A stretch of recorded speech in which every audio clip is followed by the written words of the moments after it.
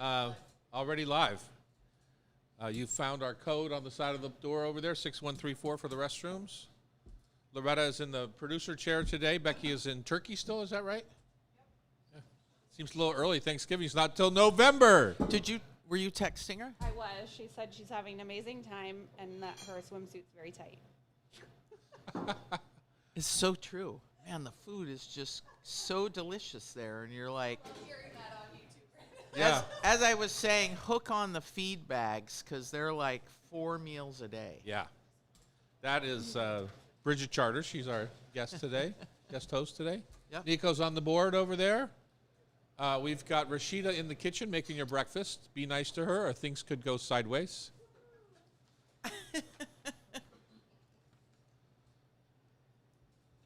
And it looks like we have our Pollock man in the back. No rain shadow. Oh, no, Rain Shadow. This is Russ. Hi, Russ. Long time. What else do I need to tell you? Nice to see you. Grab a seat anywhere you like. There's a setting for you as well. And Rashida will make you breakfast if you're nice to her. Even if you're not nice. she'll No, make that's you not the breakfast. Rashida I know. If you're not nice, you're go hungry.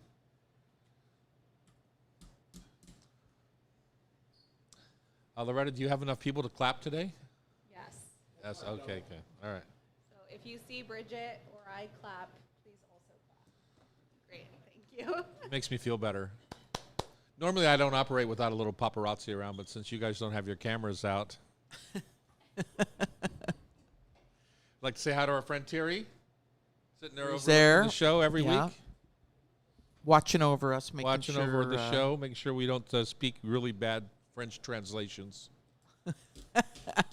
or accents. or accents. He did the worst. His fake French accent on top of his French accent, that was the bomb. That's funny. I don't know if you remember me saying that, but one day he was doing it, and I just looked at him, and I just said, What? "Are you doing a fake French accent with your accent?" How is that? Those Europeans hang It's on just to like, their you know, accent. It's that Inspector The Inspector Clouseau. Clouseau, and he was doing that, and I guess it's exaggerated, and he was exaggerating it. Welcome to the Hot Stove Society Show on Cairo Radio. We're here again at the beautiful Hot Stove Studios in the Hotel Andra, downtown Seattle, 4th and Virginia, right in the middle of TDville, is what we like to call it, right, Loretta? Correct. It's not LDville yet. Not yet. Not Soon enough. Oh, I know. Oh. What's that? I remember when influence? I was a kid and people used to ask you why you opened all your restaurants so close to each other, and you would say, "I'm fat. I don't like to walk very far." Well, it was the only way I could walk very far was to open them right near each other. We are here every week for 2 hours. Thank you for joining us. Hopefully you're in the garden wrapping up things for in this beautiful fall weather that we've been having. Oh man, that's the best. We need some rain. I just got to It rained last night. Poured last night. Did it? Yeah. Well, I was asleep. You were so I don't sleeping know. soundly, apparently. But I know over at our farm in Prosser, we're lucky to have senior water rights, which if you're ever going to buy a property in Eastern Washington, make sure you check your water rights.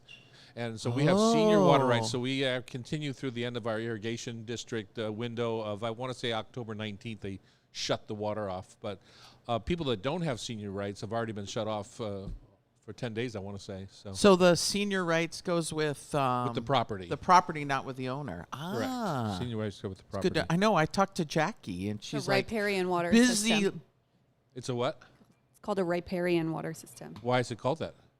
I don't know, but it just means that the water rights attach to the property itself, and if you don't use them for a certain amount of time, then you lose them. You lose them. Yep. Well, we use them. It's interesting down in California. They, same situation, but the folks that have their water rights, if you don't use it, you lose You it. lose it. That's what she was. It's the riparian system. So Who doesn't know that? In California now, what they're Property doing, law 101 they're right putting there. in tanks and just taking all of the Yeah. water and storing it in tanks. Yeah. So that Makes some sense. If you're a farmer and, there's a couple of reasons why it makes sense, say, for somebody like me who has just a small little farm. I'm not one of these big things that you drive by, these huge 300-acre orchards and stuff. Right. But the value of your property really goes with those water rights. If you have no water rights, it changes everything. Right? Yeah. So from a farming perspective, we still have a well that produces water for the house, but for any sort of irrigation, like cornrows or fruit trees and all that hops stuff. and wine. That's all. You that's need all that. irrigation I took water. an entire water rights class in law school. Did That's you really? the voice of Loretta Douglas, by the way. She's in our Wow. producer chair. Becky is in Turkey, making her swimsuit too tight. Is what Frolicking. she told us, right? Frolicking and eating. Yep. Yeah. She said she was hiking though. You know, those are called shopping opportunities. When Yeah. your swimsuit gets too tight because you can't control your appetite. Tight appetite. Appetite. you go buy a new swimsuit. Shopportunity, right? It's not like you stop eating. You buy a new swimsuit. Wouldn't dare stop eating. The people are smaller in Turkey. You can watch us live on Thursday mornings, generally from 9 to 11. On if you go to TD and Co. and look under our YouTube button, is that right? I think it's Tom Douglas and Co. on YouTube. Yeah. On YouTube. And YouTube Live, You right? can watch us live, or if you missed that, you can watch it live during the week anytime or whenever. Upcoming classes here at the Hot Stove. You know, that's what we do here. We do cooking classes, both private for corporate gigs and open to the public that we post at thehotstovesociety.com. So, Bridget, tell us about some of the classes coming up. So Rashida, the so talented Rashida, is doing a crafting poke bowl. As you guys are listening to this, she will have already finished her sushi class. Rashida's from born in the Philippines, but raised in Singapore. So she's got that great Southeast Asian flavor that is amazing. And then Sean's doing a cochinita pibil enchilada. So you're going to make your When own is Rashida's class, Bridget? Oh, I'm sorry. Crafting the poke bowl. Perfection. So she does all kinds of really fun side dishes with that. And then Sean McFadden's doing a cochinita pibil enchilada class. So On the same day, even. yeah, we double them up on Okay. Saturdays. It's super fun. And then Tom, you're doing that amazing Thanksgiving class. Well, TBD on the amazing part. no, because you're doing the two-sided, the classical. I and know, I'm the- just saying. You said amazing, but it hasn't happened yet. Yeah, so don't give him credit before It's he's earned TBD. it, Bridget. No, it's similar to You will get to visit with the gravy god on that day. We invite him for a special presentation on November 15th. No, it's kind of like a practice class. If you're making Thanksgiving, on Thanksgiving Day is not the day to be practicing new It's recipes. true. It's true. So it's the week or two before, even the month before. If you've got a new idea, a new recipe that you want to think about, practice before you have 20 people for supper. I know, and I've got this prep list that I gave out for my Thanksgiving class. I should give it to you because it's the week ahead prep. Pie dough, this dough, that dough. What you can do is get stuff done in advance. So you're going to be teaching them that. Get the bases made, get the sauces made, get them ready, veggies I'm prepped. definitely not going to be teaching that. The pie dough, But you yes. talk about but it. I won't be making the gravy a week in advance. No, but just prepping stuff. Yeah.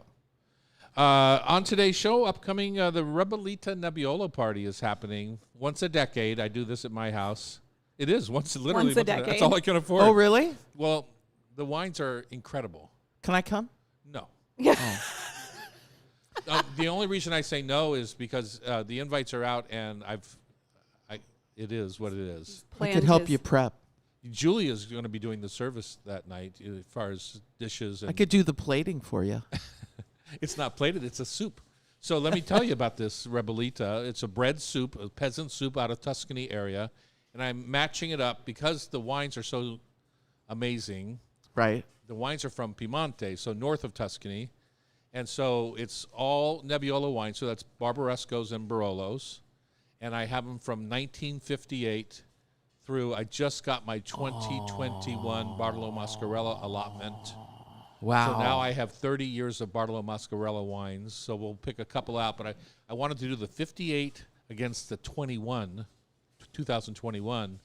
to kind of show the difference of what happens in how many years? 58 is your birth 75 year wine, right? I know, Yeah. 75 years. You're 75 years old? 67 years. 67 years. Yeah. Tom, you're aging I yourself. know, exactly. 67 years. soon as you said birth year, I realized I was thinking the wrong numbers. So. We're going to talk porchetta with the folks from Rain Shadow Meats. Russ Flint, owner of, is here, and he's already having breakfast with us. We love that. So let's see. October is National Seafood Month. We're going to dive into Alaska pollock and mentaiko, which is a what? It's like a roe, right? A roe. It's a cured roe, and we'll talk about Is it smoked or not smoked? It's not. It's just cured and then Just cured. seasoned. Yeah, Some we'll salt. talk about it. Craig Morris and Captain Dave Helmerson are going to be here to talk about that. Chris Upchurch, an old pal of mine, is going to be here to talk about Upchurch Vineyard, oddly. Chris Upchurch and Upchurch Vineyard. Who knew? Eponymous. You're using some big words this morning. Eponymous now. Got to show off those Wow. vocab skills. That's All the that college money, all that money education. paid for education. go. Look at that. There you Look go. what happens. And, of course, we're going to wrap up our show with Food for Thought Tasty Trivia, brought to you by Rub with Love Spice Rubs. Rashida or somebody, would you say hello to these kind folks who just came in? Bridget, what's your taste of the week? Taste of the week, we're working on menus here at Hot Stove for our private events for companies and stuff that come in here to Hot Stove. So we're doing some new menus for this fall. Good. And I did a squash. So remember last week, Charlie's brought in all those beautiful squash.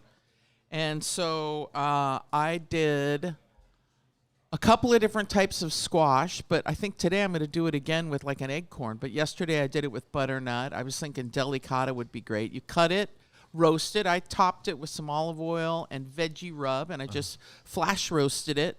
Didn't need to be totally done, the squash, because I made a charred tomatillo salsa with a few jalapenos, and I just charred it in the pan and then pureed it, turned it into a sauce, simmered it down. And so it was seasoned with cumin and oregano. Sauce got cooked down, and then you dropped the squash in there, simmered it together for a few minutes, and then put it on a nice platter and topped it with some cotija cheese. Uh-huh. Oh, And you would serve that with what? man, by itself, like as a a vegetarian taco. entree? Oh, as a taco. Well, it could be a side vegetable Uh-huh. with a dinner, you know, if you're doing some pork or something. But as a taco would be amazing. Uh-huh. Man, it was the platter disappeared very quickly. That's good. That's always a good sign. Oh man, it was good. And the Especially in a squash. cooking school where everybody knows how to cook. You know, if they're eating it, it's good. Yeah. Exactly. The crew in the back, it was like whoosh, gone. Good. So it was very delicious. Love to hear that. And so we have a lot of new menus coming, right? Yeah. Yes. My taste of the week was I was at Costco and I found, they have pork bellies now with skin on. What? Yeah. Really? Yeah. And I've been wanting to make a porchetta. And so I think of just the pork belly itself as being too fatty to feature just as the porchetta. So I stuffed it with a pork roast, a pork loin roast or a pork tenderloin, and then rolled it with different things, a garlic and rosemary paste on the inside. I think the trick that I liked about it is that I scored the inside first so that the spice mix had a place to kind of dig in and be part of the meat rather than just being kind of a pinwheel when you roll up a pinwheel of spice mix. This actually, you rub it into the scores of the pork belly. And so roasted it. I did have to cheat because my skin didn't get as crispy as I wanted, so I took my torch to the skin and made it all bubble that's up. a good idea. It's a good idea, but It wasn't crispy and it croquant. was after I torched it, I can tell Oh. you that. But the only problem with torching is you tend to get a little bit of gassiness to the flavor profile. Got it. So I had done it on my charcoal grill, so that kind of Oh, blended it went in. a little fast. Yeah. So, Yeah. but yeah, we're going to talk about that with With Rain the Shadow porchetta. Meats today. Oh, Yeah. perfect. So good, so tasty. We're going to wrap up our show today with Food for Thought Tasty Trivia brought to you by Rub with Love Spice Rubs. And we are excited to have you come back and join us on Cairo Radio. It's the Hot Stove Society Show, 97.3 FM.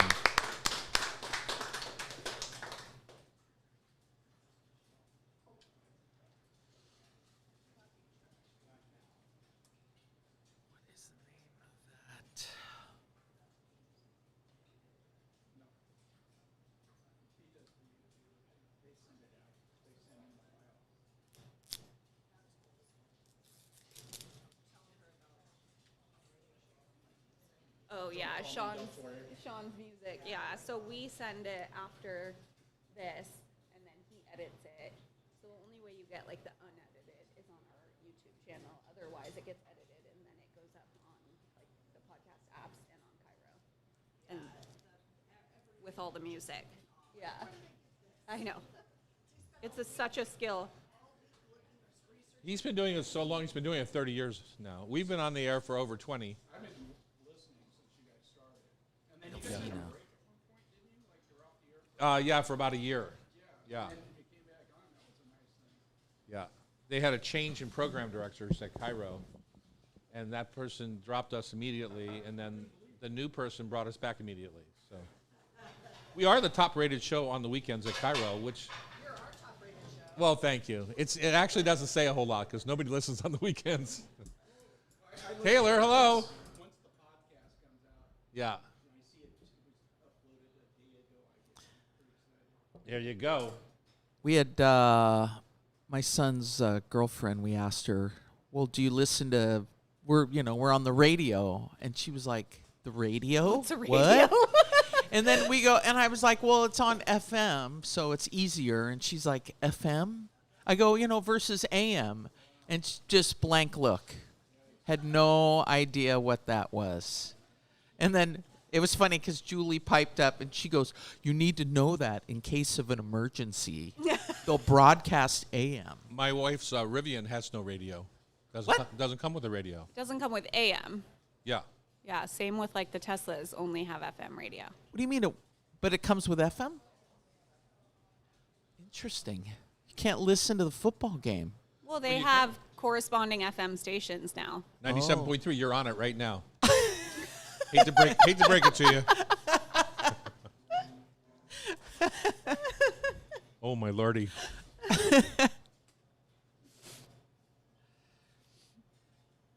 All right, here we go. We're back here in the kitchens of the Hot Stove Society in downtown Seattle. Thank you for joining us. I'm excited. It's a big week for me. Every 10 years, I pull out my most valued Nebbiolos in my cellar. I have about, I'm down to about 1,000 bottles of Nebbiolo in my cellar. My cellar only holds 3,000 bottles. Okay, but wait a minute, Tom. So I'm gonna interrupt 1/3 you. of your cellar is Nebbiolo. Why do you have all these wines? He's a Because I call him collector. a collector. Why do you have all your earrings and all your I don't tennis, have- well, I all don't your have a- tennis balls, Tennis rackets. tennis rackets? There you go. You're a collector, right? So, but You still have a wood tennis racket? yeah. Yeah. Well, I still have a 1971 3-liter Gaia Barolo. Wow. Yeah. When are you going to open that? I'm opening it up. The party is Saturday night. I'm opening up Saturday morning. Oh, you are? Yeah. Wow. I scored an invite this year, Bridget, and What? I did not score an invite to the last one.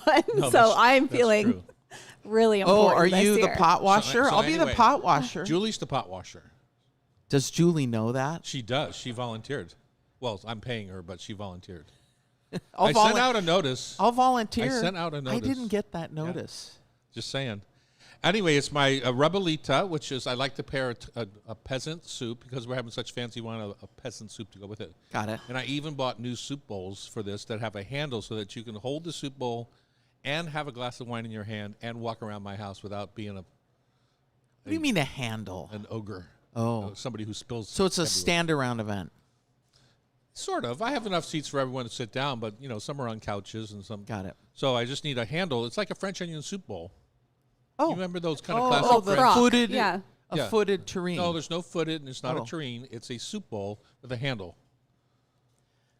Sounds very. You know, when you get French onion soup and they put the cheese and the cheese is like melted onto the handle onto the there handle. and you Yeah. peel Remember it the off brown and it's one all from crispy. Hall China? Anyway, Oh, okay, got it, You're got getting esoteric on me.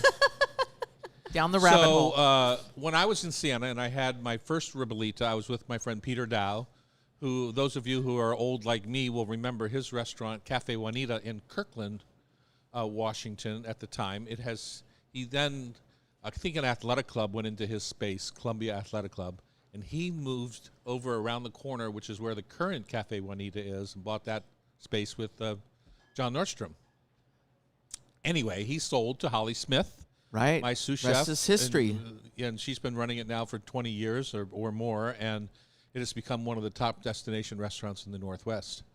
When I was in Siena with Peter, he was nuts for Ribollita. Nuts. Yeah. So he would force us to go. In Siena, there's a big fairground in the center of the city, which is where they have the Palio. It's called a piazza, Tom. No, this is more of a. I think of a. Okay, so maybe it is called a piazza, but it's a grass piazza, like a dirt where they bring in the dirt for the horse race for the Palio. Right. And then it's surrounded by cafes Correct. that look into this, and then the city is kind of built in a circle, so the neighbors. I think there's like 9 or 11 neighborhoods that The participate. Contrada, yeah. Yeah, participate in this Palio. Anyway, getting back to it, we would have to go in and have Ribollita when we were going around Siena, and it was absolutely the worst soup I ever had in my whole life. Well, It was pasty with beans, kale cooked for 12 hours. You didn't go to the good And restaurants. thickened with bread. These were the good restaurants. It's the style. So I'm thinking, why would anyone ever make this soup? This is horrible. And then it's like the third time I just said, no, I'm not having any more Ribollita. Just not doing it. And I'm in Siena. I want to eat giant steaks. And Or whatever. I'm just not Ribollita. eating this crappy soup. Then I go to Castello d'Ama for lunch. And You got a there's- properly made ribollito. Well, who's to say? What do I know what's proper and what's not? That's true. You are an American. I understand. So I don't know. But I just thought that, well, this is what Ribollita is. I don't like Ribollita. So then I go and we're having lunch at Castello d'Ama, which, if you don't know, is one of my favorite Chianti houses in that area. And Delicious wines. delicious wines. Their rosé is spectacular. They have lots of different varietals. They're unlike a lot of Chianti houses that are almost all just Sangiovese or Sangiovese Grosso for their kind of high-end. Right. Anyway, they had a lunch for us. And the cook was cooking chicken in the fireplace. Yum. And so all of a sudden chicken disappears. Like, where did it go? I want that chicken. And next thing I see is she's grilling bread in the fireplace. And next thing I know is out comes Ribollita, and I'm thinking, great. Came all the way Great. I just want that roasted chicken. I know, exactly. And then I sit down, and Ribollita was kind of like a first course. It wasn't even the entree. Correct. But it's this brothy thing. It's slightly smoky from the wood-fired bread and Chunk of bread in there. pulled chicken chunks in it. Oh, that And sounds beautiful good. carrots and lovely cooked, like perfect kale. And like the big part was that it was brothy. And the beans were properly cooked. Cannellini beans were properly cooked. They didn't mush out and thicken like a split pea soup. You know, the thickness. Correct. No, Yeah. that's not for me. Right. Anyway, best soup I ever had in my whole life. Transcendent. Transcendent. And I've been in love with Ribollita ever since. And I've loved the kind of peasant nature of it. It's so good. This is what the peasants say. This is what they did with their day-old bread and, blah, blah, blah. It's also why it's probably really thick in many establishments is because people ate it to fill themselves up for the day. And that, yeah. It's and It sat in there good, I'll tell you that. Yeah, it's traditional. I mean, I worked there for a year, and it's traditional for fall specifically. Uh-huh. And it's must have the lacinato kale, that dino Tuscan kale kale, in it. Yeah, the Tuscan kale. And then, the bread thing is key because they grill the bread and then rub it with garlic, and that goes down in the bowl. Yeah, I rub mine first, by the way. And Just then you FYI. grill it, And then I grill it, yeah. And then the other thing that some places do, there's an amazing Trattoria Delfina that's kind of outside of Florence and Prato, and they build it like a lasagna. It's pretty amazing. They Yeah. make this ribollito lasagna that they bake, and it gets crusty and nice, and then they spoon soup over that. It's pretty amazing. It's but it's the key is the minestrone that they make. Yeah, and for me the key is that light broth to go with the bigger, heavier bread and the heavier beans and the heavier Right. kale, and I love it brought alive with the light broth. So on Saturday night, I am making. I can only do this party every 10 years because the wines are freaking expensive. Is it a benefit or something? It's a benefit for me, Bridget. Oh. Just friends. Yeah, it's a benefit for me because I've been collecting these wines. And here's the sad part about this. When I open these wines, I'll open probably 20 bottles, we'll say. Anywhere from a 750 milliliter to a 3 liter, which is the biggest one that I have for this party. And I'll open 20 bottles, and I would say 20% will be bad. Interesting. Because not all wine lasts as long as I keep it. That's just part of the game. Well, It's and like you open every bottle and you pray. yeah, and when you open them, it's magic when they're, When they're so right. delicious and amazing. I and- can still remember every flavor. I did this 10 years ago, and the surprise wine of the night was a 1967 Magnum of Bartolo Mascarello Barolo. Wow. And my expectation was that wine was going to be really good. The reviews on that wine over the years were like, some people had said wine of the century. Those are the ones that are always bad when you open them. Right? They've been tainted got by it. the cork. Right. So I had zero expectations for this wine other than hope. And it was. Spectacular. So Did you lay on the floor and cry?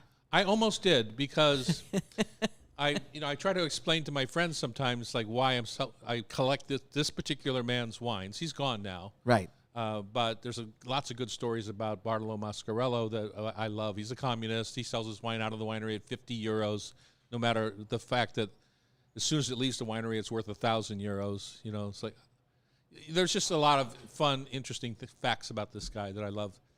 And sitting with him one time in his living room in his beret, and he was about 82 years old, and just chatting through an interpreter about life. No barrique, which means no oak barrels, and no Berlusconi were his big things. He hated Berlusconi. That's pretty good. That Yeah. should be a T-shirt. It's a wine label. I've got it He has a written down. label, yeah. Oh, that's awesome. You should try our restaurant sometime. They're really good. I go all the time.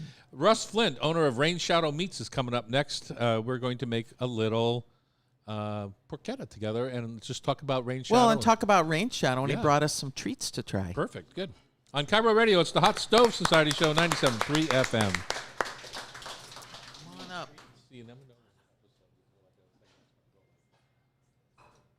Where you could have gone. 20 minutes. Yeah. Nico, you want to get him set up? Yeah. So when you sent me a note saying I don't have anything, it's like, you can make something out of nothing.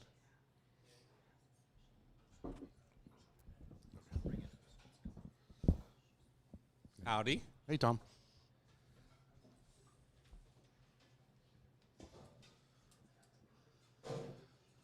Loretta was telling me about your windows, papered windows, Oh, yeah. and I think about that when in front of Neb now for almost 4 years, we've had construction taking all the parking, fencing up. You can't even see the 8-foot restaurant. fences. Yep. And we thought, great, they finally finished the building behind us 3.5, I almost know. 4 years later. And then We had no fences for, 3 months? Yeah. Yeah. And then all of a sudden they pop up. It's like, Yeah. what Because hell the happened? city's doing work somewhere. Around the like corner around somewhere. The corner. Not even in front of our restaurant, but they're doing And why work. did you complain? I have. I've talked Yeah. to them multiple times. You know, They're their supposed to be up answer is until this March. with a couple of spikes. The contractors have, Impunity. yeah, Yeah. they do whatever they want. Yeah. I have video of them removing, excuse me, removing no park signs. And their buddies come in and park, and then they put the no park signs back out. It's just like I always check those to see if there's legal paperwork on those Oh, yeah. no park because, I that's thought on speed dial. yeah. Brian Harris. That's Well, brutal. it's an interesting change to that corner that you are Yeah. on it's between the becoming roastery very- and Mom yeah. Noon, and Everything's it's a bummer. closing. Yeah. Stateside and Yep. And is that just I mean, it sucks for like Stateside and Mom Noon. Those are like small family-owned businesses. The roastery, they weren't really my customer at Yeah. all. They're all tourists, and no tourists are coming to buy. is fresh there meat, just so- not enough foot traffic? at the Melrose Market? Just that whole area. I mean, There's it used lots to of foot be. traffic. It's just not a whole lot of the residents that are yeah. coming to buy meat. So All right, let's get into this. All right, We're back here in the kitchens on Cairo Radio. It's Tom Douglas, Bridget Charters. and Loretta's on the mic or on the producer chair today as Becky frolics through the Mediterranean. Yes. Yes.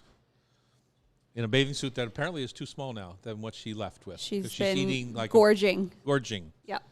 Russ As she Flint- should. As she should. I know. That's why you go. Russ Flint, owner of Rain Shadow Meats, 1531 Melrose Avenue in Seattle, is here in the hot seat.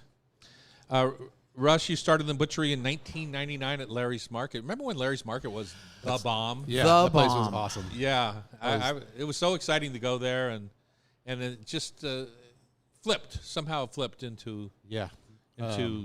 purgatory. I would go there and just work and just stare out at all the great food and I just think know. about what I was going to cook that night. And Right. again, so. Was this the Larry's Market on Mercer, or the You one ask up on him. Aurora? I originally started the one over in Totem Lake, over in Kirkland area, Oh. and then transferred over here to the one on First and Mercer. And then from there, I went to Whole Foods up in Ravenna when that opened. And that flipped also to Amazon, right? So you cooked at the Boat Street. Did you Yeah. cook with Renee for how many years? Probably about 6 years. Yeah. About the last year and a half when it was on the Boat Street in the University District, and then I helped her open the one over here on Western. Right off there. of Denny there. Yeah. Westlake. What is that? Western and Denny? Western and Denny, Yeah. That was I a don't cool even know space. what's in there now. Moto Pizza. Moto Pizza. Moto Pizza. Have you been there? Mm-hmm. I've not been there. And you opened the Rain Shadow in 2010. That's so correct. At the age of 30. Yep. The good news is you're getting older. Yes. Tomorrow's my birthday. Tomorrow's your Oh, birthday. happy Happy birthday. birthday. Tell us about you and Rain Shadow. And sometimes people forget you're in this little nook up there on the hill. And Big I time. think sometimes people forget you're there, Yeah. So opened 2010 in the Melrose Market. I just looked at which some was a hot commodity at the Yeah. time, right? I just looked at some photos from those days, and it was so cool in there with Marigold Oh, Mint man. and Sitkin tea shop, Spruce. Sitkin Spruce.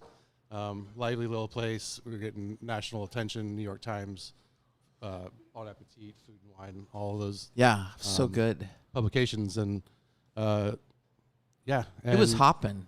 over the years. I want to keep it positive here, but the management of the buildings has never been managed properly. So we've just kind of been left there to like be on our own, and we're surviving. Yeah. 15 years, going on 16 years. Just trying to offer the best meat Northwest has to offer. What's What- the opportunity?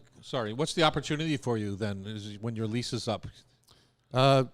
Just continue to look for new spaces. Yeah. Not sure when that's going to happen, but we're working on it. Always keep your eyes out. Yeah. What got you into butchery? I mean, you got into it fairly young. How did Yeah, you? What attracted you to being a butcher? Food is something that's always just made sense in my head.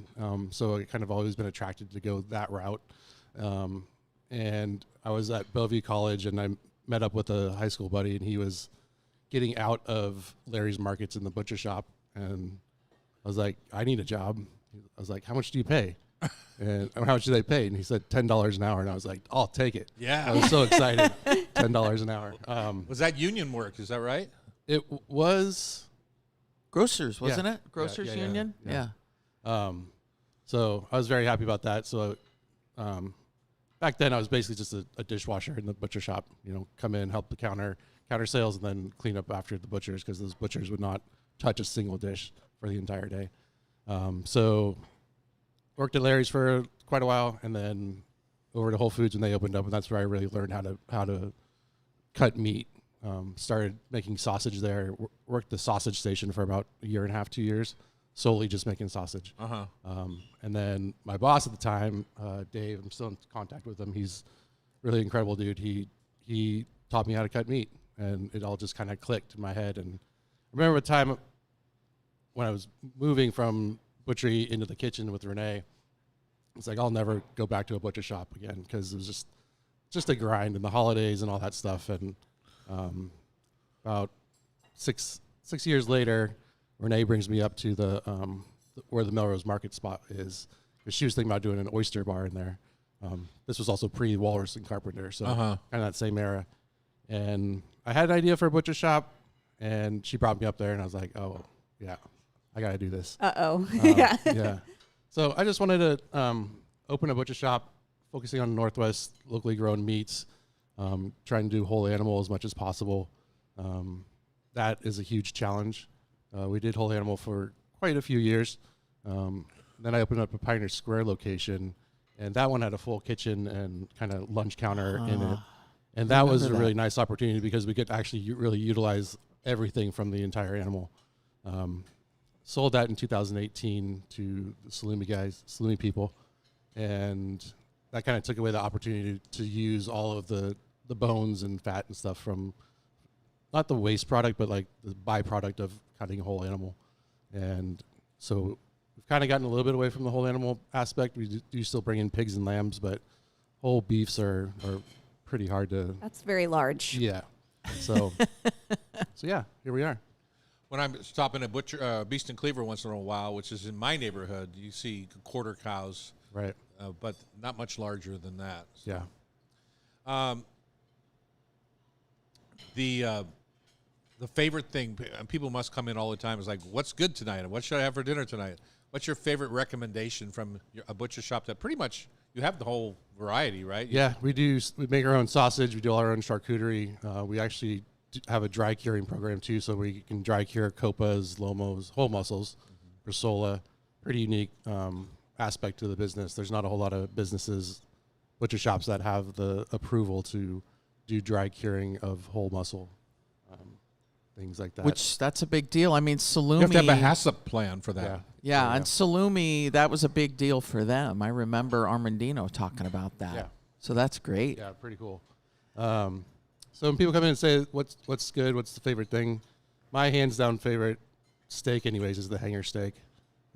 Really versatile, super tender, usually really nice intermuscular marbling. There's no connective tissue in there. Yeah, just my favorite steak. I was in the other day and you had this like Thai style sausage. Yeah. That is what my eye went right to. Yeah, so we do it's called a sai ua. Hopefully I'm pronouncing that correctly.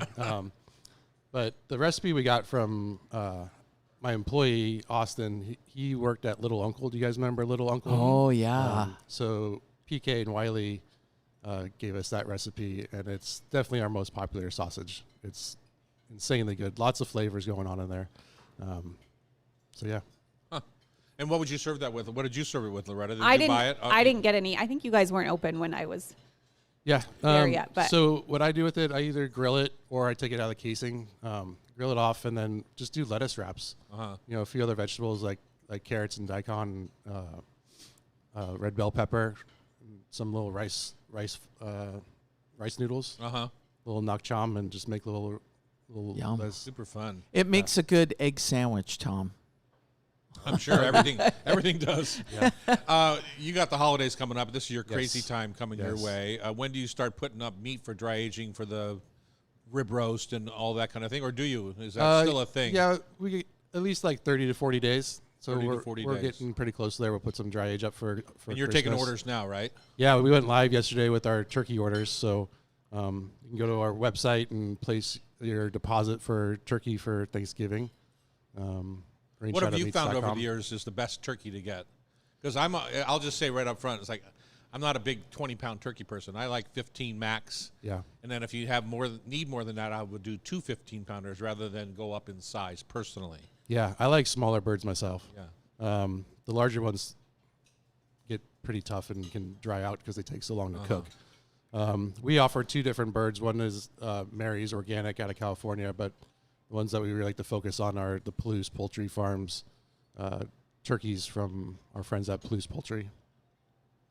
Coming from Eastern Washington, obviously. And when you do you cook a turkey at Thanksgiving?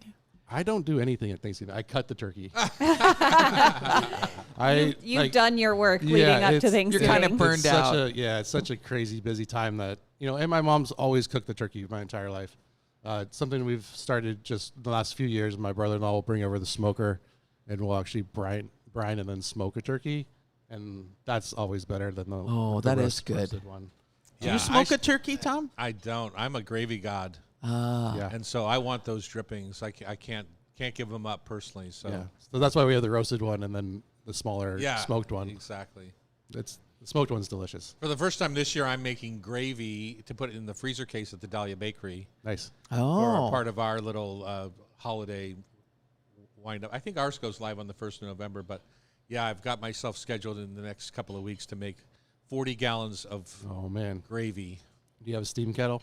I do. Oh, you're lucky. I do. I want one so bad. Yeah, I'll make it up in one batch. I'll Yeah. make the 40 gallons. So Rashida's passing out a taste to our audience right now. What did you bring in? I brought in some mortadella that we make. Another pretty unique product that we make in-house. Not a lot of people make that, especially here in Seattle. Mortadella is kind of having its moment right now. It really is. There's so much press about it. So I thought I'd bring it in.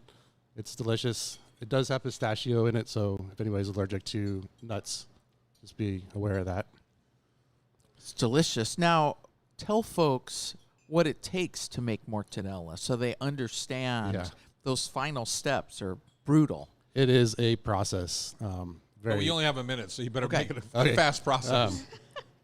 Take meat and fat, and we have a big giant Cuisinart. Essentially, it holds about 40 pounds of meat, and it's a pretty horrific machine, and it just emulsifies the fat and the meat together.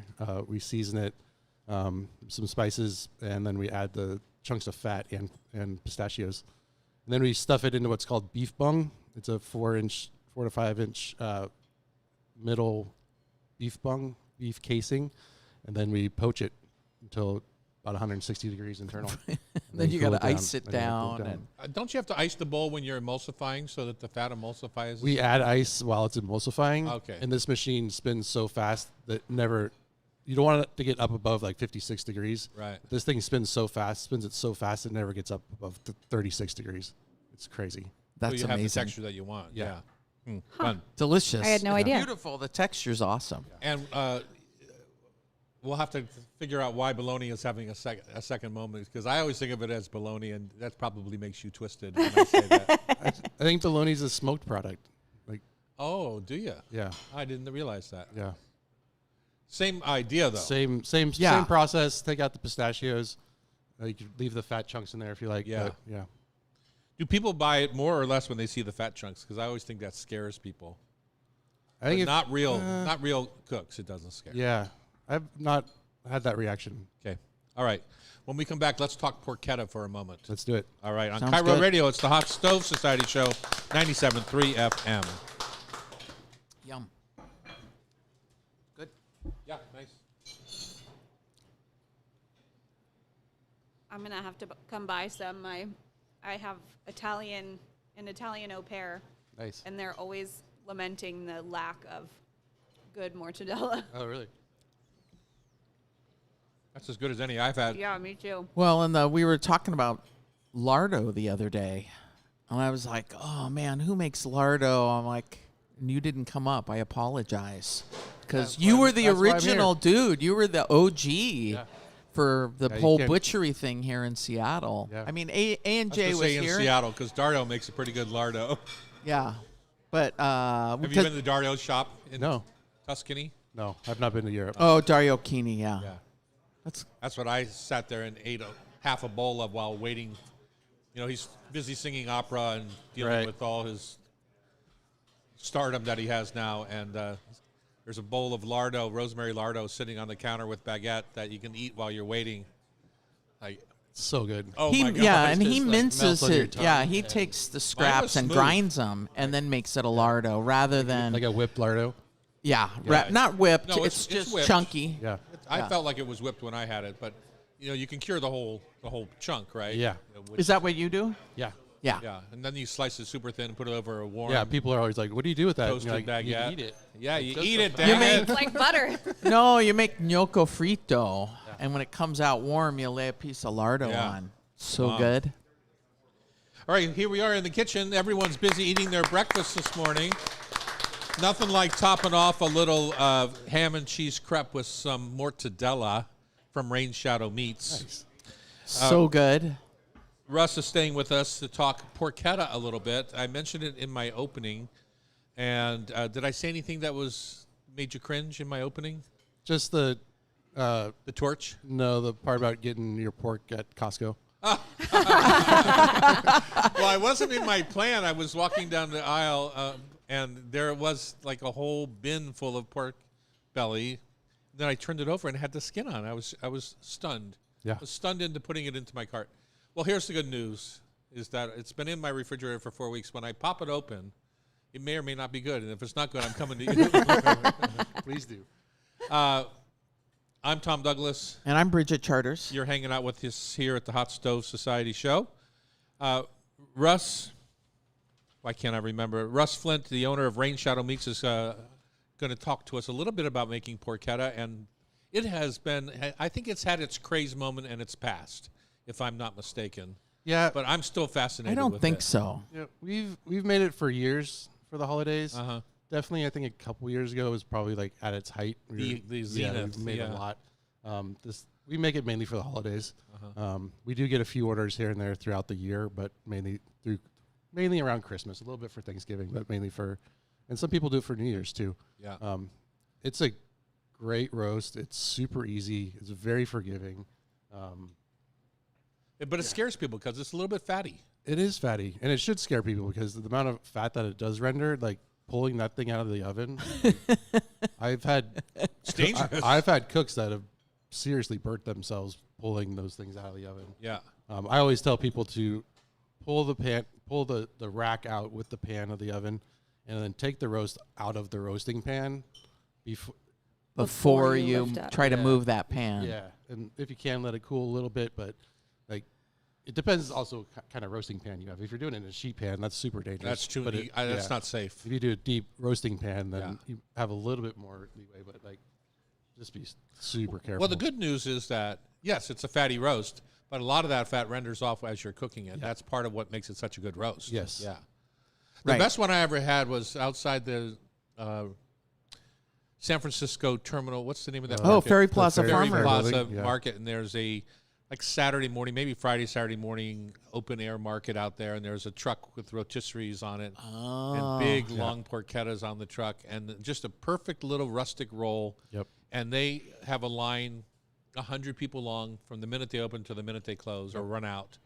And they just chop that porchetta, skin and all, which is, in my mind, if you're going to make a sandwich out of it, it's a better way to go because when you get a ring of porchetta on your plate, it kind of takes up the whole plate, Yeah. and then you have a lot of things, that, Yep. like a lot of skin or a lot of fat or whatever. When it's chopped all together, to me, it becomes a little bit like the taco meat, carnitas. Oh, right, for the carnitas Yeah, with the skin it and becomes crispy a little bit bits. like that, the Mexican carnitas. Yeah, so what we do is we bring in the whole loin, the whole middle section of the animal. Which is what? You're holding your hands 2 feet wide. They're about 35 to 40 pounds. Okay. Wow, And it's a big on. hog. skin on, yep. And Bone in. we can now get them boneless. Oh, you can get them boneless. Yeah. Why would you do that? Um, No, I'm just kidding. I know. time understand. and yield. Yeah. So when I had the Pioneer Square shop, we did the sandwiches and the porchetta sandwich, and we chopped the whole thing up, skin and everything. Yeah. And somebody gave us a review that they didn't like it because like some parts were dry, some parts were too fatty, Oh some parts my were like God. too crunchy, and like Yeah. that's the whole point, right? Is Exactly. Exactly. all of those tastes and textures, like all in one combined to make it this beautiful thing. And that's Right. the- With the garlic and the fennel. Oh and my the god. rosemary. Yeah. Yeah. Yeah. So I just Okay, thought so now we've got a whole roast. It's 30 pounds, we'll say. You've taken it. Have you butterflied the loin at all, or do you just have the loin solid at we one just have the side? loin solid in And the then middle. they've taken the bones out of the spare ribs. all the whole the baby back? spine, baby back, spare rib, floating ribs. It's all out. All And out. now you got this big flap. Yep, Got the loin side, and a whole flap. the whole belly. Okay, now what are we doing? At the shop, we use sage, garlic, fennel, and black pepper. Okay. First, we salt the pig, salt the roast. Do you cross hatch it or do any sort of? Not really. Not really. No. Okay. And then we'll rub it all in there, and then we'll roll it up and tie it. And so the skin's on the outside. Skin's on the outside. Do you have to trim like a line of skin so that it doesn't end up on the inside? You know what I mean? No. Like so you just have to be careful not to over roll the skin into the middle, Yeah. right? The ones that we get, it kind of lines up perfectly. But yeah, if there is that issue, then we will trim it off. Okay. And then we take that whole thing and we sell 5 pound minimums just because I feel like anything smaller than 5 pounds doesn't really roast rightly. Yeah. Right. That's a not- small not piece. not enough time for the belly to really roast and render out and stuff like that. So And you're roasting on 300? I do 400 to 425. Blast it real hot, so that way you're kind of guaranteeing that skin to get nice and crispy. Okay. Oh, and do you turn it down and let it I kind tell of finish? people, I got a little card for like little instructions, and I just tell people to keep their eye on it. I also don't really think you need to temp it too much. I also don't think you need to cook it like mid-rare. I want you to be able to cook it to like 160 Yeah, so 170. it needs to be cooked. Yeah. I think Yeah. personally. Yeah. Yeah. It's not a It's not like a pork roast. Yeah. You're going to have it. yeah. 'Cause you and gotta get and that That's skin. why it's like so nice and easy for that, because you don't really have to worry about overcooking it. Yeah. Yes, you can overcook it, but it's hard to. Okay, let's take a step back again. We've got our rub on the inside. We've got it rolled up. We're butcher twining. Just Yep. every Every to me, you have to do it inch, pretty inch and a more half. often than usual Yeah. because you're trying to keep that whole roll together. And Right. keeping all the goodies inside. Yeah. Yeah. Okay, so now you've roasted. You have a roasting pan, 2-inch, I would say minimum, I'd say 2-inch minimum. Yep. with a rack in the bottom Correct. because you don't want it sitting in all that fat because Right. it's going to render a lot. Yeah. Yeah. You definitely want a rack for sure. And you want it in the middle of the oven. Middle of the oven, 400, 425. That's shocking to me. So I wonder if that would change you having to torch yours if you do it at that. I took mine low and slow. Yeah. But then tried to finish it at the end on high, and I couldn't get quite to the crust that I I wanted. think it's at that point it's too steamy, if you Uh-huh. will. I think the skin kind of is too moist to the point where it's not going to crisp up. Okay. The only time I've seen it done is in a pizza oven. So What's your point? But you go That's hot. hot They're because the pretty hot. pizza Oh, oven's hot, hot pizza oven. and then it gradually cool. You don't put any more wood in, and it just gradually cools down, and it just the point at which that oven kind of is cooled down, the porchetta is done. You know. Yeah, but the Then you're porchetta at- being done is different than the porchetta being done perfectly. Because cooked to 160 just means the meat's cooked. It doesn't mean the skin's where you want it. Right? Yeah, but you're going into a hot pizza oven that gives you that crocante. You're talking about fat. a wood-fired pizza oven. Yeah, a where lot you- of people don't have that at home. I know that's a shocker to you. But, I know. I mean, well, but doing but you porchetta, spent a year in Italy, I know. right? But you know, porchetta in Italy, you only see it at places that have A wood-fired up. Yeah, a pizza oven. yeah. Yeah, Interesting. big deck oven. I wonder if that's still true or not. Okay, so now we've got this roast. It's come out. We're at 160 or so. The skin is blistered, which is what we want. We want the skin to puff up a little bit. Yeah. How long does it have to rest? I'd give it at least 15 minutes, 10, 15 minutes. 1.5? Yeah. So I would have said an hour. So that's... I would, like I 'cause said, to me, it's not at- something you're going to at serve least. hot. Yeah. You're going to serve it probably at 120, 125, right? You're Yeah. not going to serve it hot. Yeah. I would say at least 15 and 20 minutes, but Uh-huh. that thing will hold hot or warm for For a hours. long time, For yeah. hours. I think that's something that people don't understand too, is how long meats can kind of rest and stay nice and hot. Like, Yeah, for 5 or 10 minutes, the heat's still traveling inside, Yeah. much less coming from the outside, right? It's still cooking towards the center. yes. If you're doing it for dinner, what do you serve with porchetta? You tell us. Russ, do you have a favorite side dish for porchetta? I would do some braised fennel, a radicchio salad. I was just going to say a radicchio salad. Nice. It's so rich, like you don't need You don't want mashed potatoes with it. No. No. maybe a little Duck fried little potatoes. bread for like dipping in some of the juices. That Maybe some cannellini beans. yeah. Huh. Sounds good. And what are you diving for? Like for me, on the turkey, I'm diving for the oyster on the back of the turkey. What are you diving for on the porchetta? On the porchetta, Just the skin? I like fatty bits. The I like fatty the bits. fatty belly bits with the crusty skin. Uh-huh. Yep. That's a art form. It sounds like. I Getting am- that crunchy I'm skin. Getting excited about trying this again. I want to try it at the hotter temperature. Yeah. Again, I think you're right. I think what happened, the skin kind of steamed at my lower temperature, so it never really set to get that crispy edge. Yeah, I think you got to start out hot Yeah. and get that skin dry before helps a lot too. Do you have a deck oven or just a regular? I just Range. have a regular oven. I am building a big giant hearth fireplace at my house for outdoor cooking. So Yeah, perfect. yeah. Russ, where can people find you? RainShadowMeats.com. We're at the market every day, 10 to 6, Sunday through Monday, or every day. Something fun that we are doing right now too is we just launched a collaboration with our friends over at Sunny Hill Pizza. So we made this linguiça style sausage. When on their pizzas, they're doing nardello peppers and roasted onions, little Asiago cheese. Oh. And so I'm supplying them with the sausage, and then at the shop, I took all of those ingredients and added it to the sausage. So the sausage has the peppers, onions, and the cheese in the linguiça sausage. So just a fun collaboration yeah. that we're doing this That fall. Check sounds it out good. at Sunny Hill and check it out at Range Shadow Meats at the Melrose Market on Capitol Hill. Up next, Craig Morris, CEO of the Association of Genuine Alaska Pollock Producers, and Dave Helmerson, captain of the Alaskan FV Defender, are going to join us to talk about National Seafood Month. Perfect. On Cairo Radio, it's the Hot Stove Society Show, 97.3 FM. Thanks. Thank you, guys. Awesome. That was super fun. Yeah.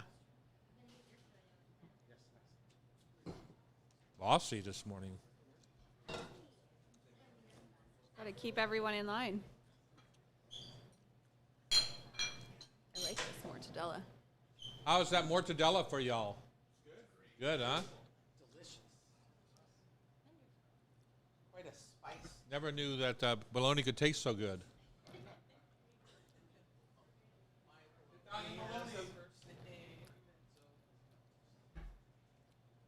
not tall enough to block the lighting. Sorry, hate to break it to you. She's watching for the camera.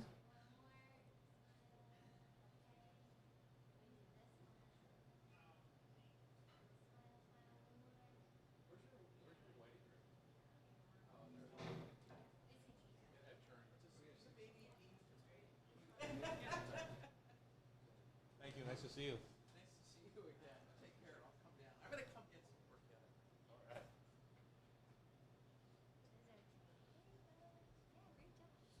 Dry this morning.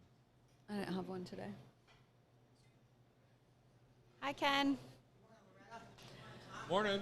We are going to do 2 videos for you today because we forgot the crab video. Okay, sorry.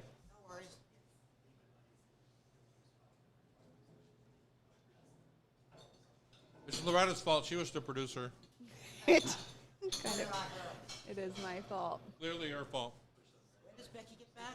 Yeah, no kidding. Thank the Lordy. She's back, I think, Friday. Yeah, she's back.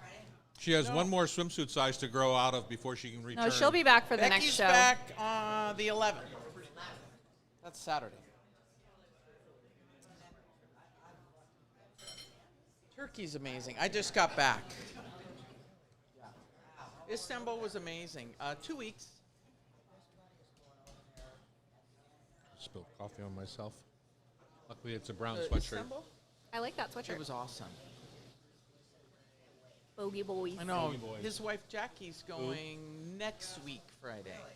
What? So almost the end. She'll be Macklemore. there. But Duh. she's just there 3 days, I think. And Like, I'm not going to know that. food was amazing. The seafood was amazing. Was Benson Boone There had was him a at his seafood concert restaurant the other we night. went to. Oh, really? That had a You know, he's been glass kinda on the- window with the fish hanging up fresh. A lot of people. It was amazing. Yeah. Against genocide. No, just I mean the hotels were cheap. Shock. You don't need to stay in an Airbnb. How dare he? There's so many hotels there, it's crazy. And yeah, I mean don't there was a know Rick Steves who Craig and recommended Dave one are. by Haga Sophia, and it was $110 a night. Wow. Cute little hotel, and we stayed in a nice Hilton just up the street, and that was $180 a night. Brand new hotel.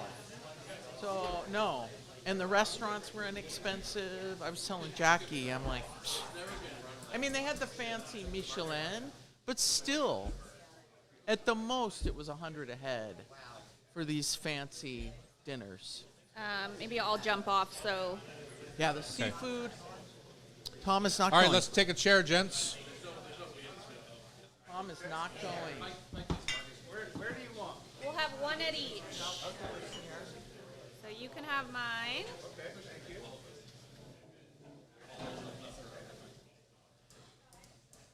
I'm Loretta. I'm David Helmerson. Nice to meet you. And then Frank is in the bathroom. Okay. And don't try not to turn and talk Okay. to the audience. Talk right into All right. So, every time. Bathroom. bathroom.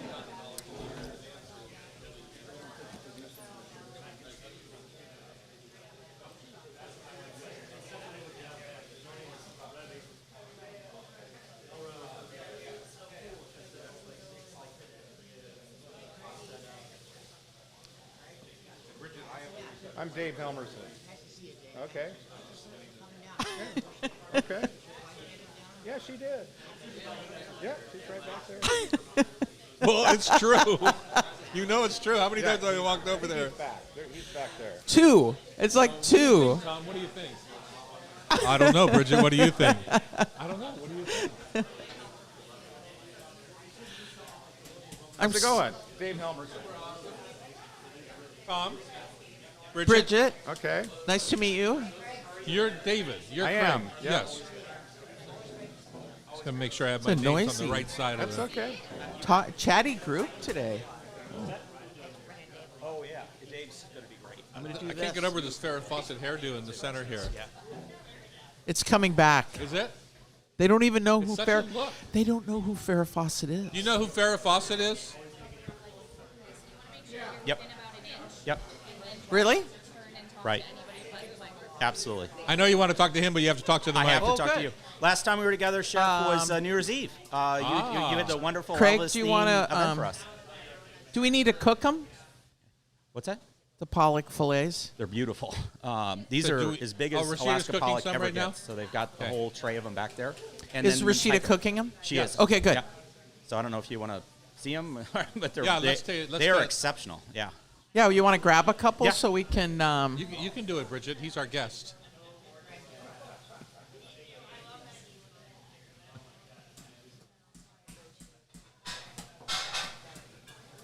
Where? Do you know who Farrah Fawcett is? It's like such a return. The whole shag. Nobody does it anymore. You're like leading the pack. I've always had that haircut.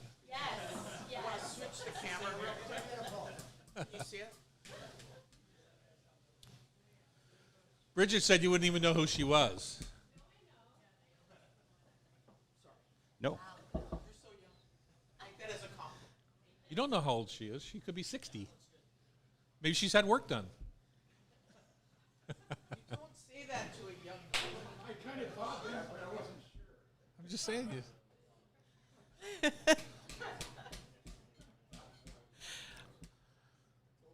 Did you have a Farrah Fawcett poster? Oh, 100%. 100%. In the red swimsuit. Yes, sirree. We digress.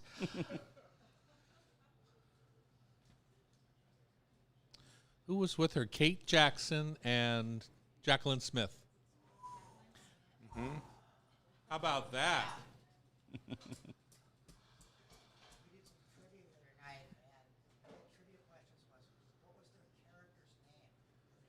Oh.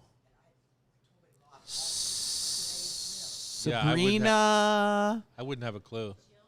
Jill, Sabrina. Who was Jill? Was that Jacqueline Smith? I was always kind of a Kate Jackson person. She's smart.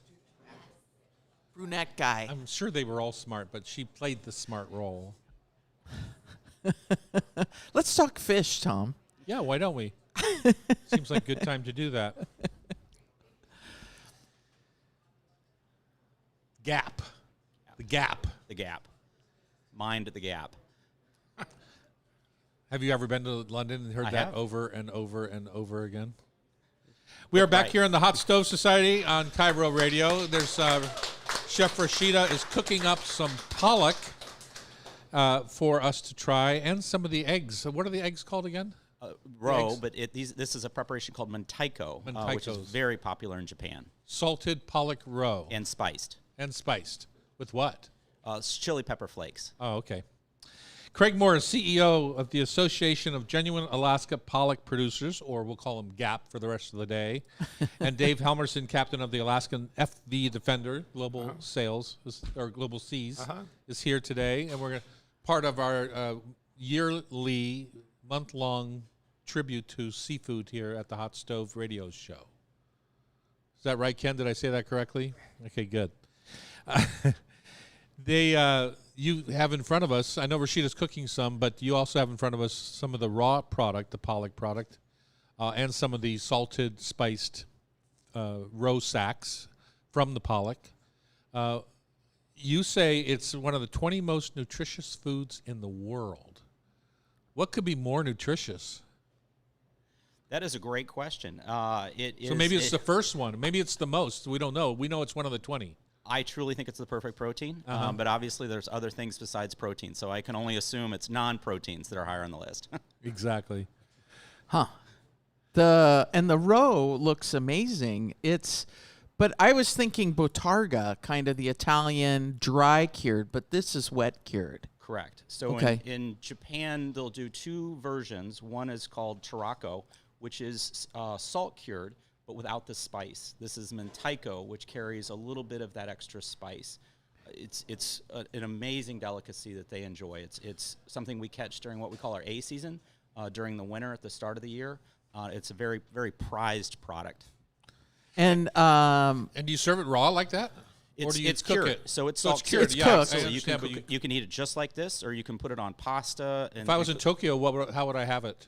You'll have it in everything from ice cream. You'll have it dried on way. crackers. You'll have it in a baguette. We often serve it with a high-fat butter with the baguette. You will often see it with pasta. Sometimes they'll skillet it. Sometimes they'll serve it as you would have sushi. So instead of like a tobiko, you could have some mentaiko. Oh, okay, fun. Okay, tell us about you, sir. Craig Morris, CEO of the Genuine Alaska Pollock Producers. We're a trade association that represents the U.S. Wild Alaska pollock industry. Our sole mission is to build awareness and demand for what we think is the perfect protein. It's your sole mission in life. Sole mission in life. It's what gets me out of bed every single morning. I bet it does. And you, sir, what do you do? You must work with Craig over there. I actually just met Craig last night. Uh-huh. But, so I run a boat called the Alaskan Defender. It used to be called the Gunmar before that. I've been on it since 1984 and been captain since 1990, fishing for pollock since the mid-'80s when we were doing joint ventures with foreign motherships. And slowly with the Magnuson-Stevens Act, we converted to shoreside and offshore U.S. flagged vessels. So that's 200-mile limit, right? Is that? Yeah, inside the 200-mile limit. So when the 200-mile limits came in, then the foreigners were kicked out of the Bering Sea, and so to transition to U.S.-based fishery, we did joint ventures with Russians, Japanese, Koreans. Doesn't that defeat the purpose of kicking the foreign ships out of the sea? Well, it was a way to transition to the point where we could build plants in Dutch Harbor and Akutan, and the factory trawlers were just being built at that time. I see. So it was a transitional fishery, and then I think 1987 or 88 was the last joint venture, and then it was all just U.S.-based fisheries. And has that worked out? I mean, is it well managed? It's probably the best managed fishery in the world. It's the cleanest fishery in the world. What does that mean? Well, if you think less than 1% of non-targeted species, or some people like to call it bycatch. I think it's kind of a bad word myself. But it's very clean. I mean, So the idea is that if you're going for pollock, you bring up less than 1% of Yes. skate or whatever that other fish might be. Yeah, I mean, there is bycatch issues that we try to avoid, such as salmon and herring, and the fleet's really good at working together to avoid these.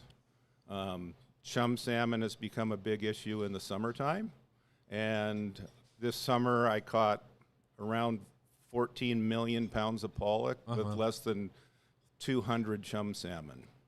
Wow. So you think about Wow. how clean that is. Right. And then in the And winter, what was it 10 years ago? I mean, I'm sure technology has helped you get more efficient that way. yeah, technology and then self-management. Okay. So we work very hard to try to be clean. And it's our main goal. It's not just going out there and catching pollock, it's catching clean pollock. Right. Well, I would bet from when you started in the 80s to now, that's quite the mind shift. Yeah, it was open access fisheries to start with. And in 2000, they rationalized the fishery. And so each boat has its own quota, so to speak, depending on the amount of quota there is. Right. And so there was no more racing for the fish, right? So Yeah, we go out and try to catch the freshest, best pollock we can get. And if the weather's too bad, we stay in town. Have a beer. it's- Yeah. Well, no beers, but that's okay. Oh, really? No beers even. And how long? So you're based out at Dutch Harbor? Uh-huh. And so how long does it take to get out to your zone where you like to fish? Well, it depends. Sometimes it's as close as 40 miles, and sometimes we have to go over 500 miles. Ah, And you're working up and down that line. Yeah, so the Bering Sea is kind of a Gulf. They call it the horseshoe, and it kind of comes up and it goes up past the Pribilof Islands up to St. Matthews and all the way up to the Russian border. Wow. So we kind of fish all the edges and the flats above the edges all the way up there. And if I recall correctly, what's the depth that you guys are fishing for pollock? Pollock, we fish pollock as deep as 300 fathoms and Wow. as shallow as about 28, 30 fathoms. Wow. Now you So always that's hear 120 feet versus 900. Yeah. You always hear, the whole Russian-U.S. thing. Uh-huh. You ever go eyeball to eyeball with a Russian pollock ship? Well, we have fished next Must to become each other friends at some across point. the Yeah. border. Yeah. And there used to be, many years ago, lots of Russian intrusions across our border. But you could look on something called AIS. It shows all the ships out in the ocean. And you can go look at that border right now, and you'll see 25 Russian factory boats working back and forth on the border. On the border. It's really one of the amazing things about Alaska pollock is it's truly, for its scale, one of the last wild caught foods that we eat. That we chase these fish around the Bering Sea, and they don't know a border. Right. It is really an amazing thing when you Yeah. think about it. Not chicken. It's not quite like beef. going after a herd of cattle. No, they have to find the fish every single year. What's your biggest challenge as in charge of the whole flotilla, we'll say? We like to view ourselves as the intel inside. We focus really hard on doing things like carbon footprint studies. We're very fortunate that our fish is sold by some of the largest food companies in the world. Doesn't matter if it's McDonald's or Costco or in Europe, the Aldis, the Lidls, in Japan, the Aeons and largest retailers there. And one of the things that's really important to them is climatary commitments. Making sure that they're doing everything right by the environment. So we do things like carbon footprint studies. So we did one this year to document what's the carbon footprint associated with wild Alaska pollock. And we've had since And that's just U.S. boats, though, just U.S. And so we can provide our customers delivered to Rotterdam, delivered to Tokyo. What is the carbon footprint associated with this raw material that you're going to sell to your customers? Amazing. Huh. And so with pollock, how much pollock do you guys sell? We catch about 3.3 billion pounds per year. So we're the nation's largest commercial fishery. We add about $2.5 billion of economic activity in the United States. One of the things we're really proud of, because Alaska is in our name, is what we do for the state of Alaska. Most of the economic activity, most of the employment, direct and indirect, goes to the state of Alaska. We provide Alaska about $337 million in employment activity. We leave behind and contribute about $21 million in tax revenue. So we're really proud of the fact this is a U.S. fishery. In the United States, to call it Alaska pollock, it has to come from Alaska. And captains like Dave out there really provide for U.S. jobs and jobs not only in the great state of Washington and in the city of Seattle, but also in Alaska as well. As long as I've been a chef, I've been approached to get more wild pollock on my menu as more of a fresh product, or IQF or however that is. Have you made inroads in that way?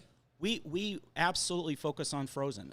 We truly believe Alaska seafood writ large believes that frozen seafood is the best way to have a fresh seafood. We freeze it in Alaska to get it to you in its pristine form. So everything that we're going to ship out of the state is going to be frozen. This fish here was caught very recently by one of our member companies, but it came to us frozen and has been slacked out for you. Yeah, and of course in Japan there's laws. I mean, some fish you have to freeze for a certain temperature for a certain amount of time for it to be parasite free. So, yeah. Well, so fun having you guys. Thanks for being again part of our Seafood Month celebration. The pollock is delicious. Thank you.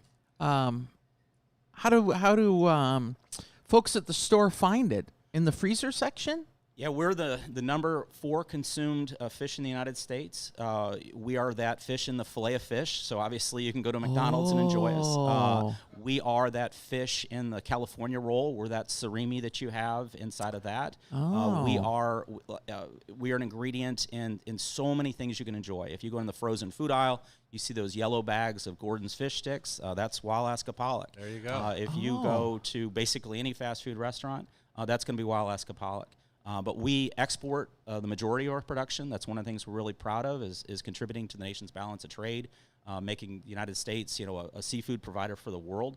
Most of our roe goes into Asia. Most of our surimi goes into Asia. Most of our filet, though, goes into Northern Europe. Northern Europe has a very rich history with whitefish, and this is something that really helps them with that.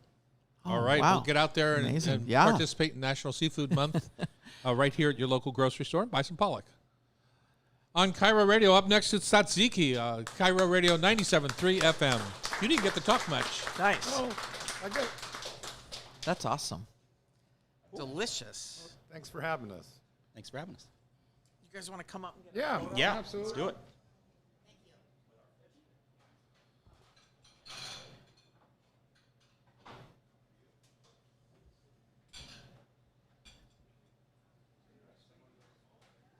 I think we got somebody better than a phone. I think we've got Jasmine with a good. Uh-huh.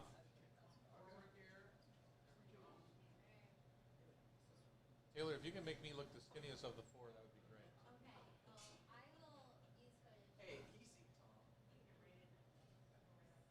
What do you mean you use Photoshop? What are you trying to say?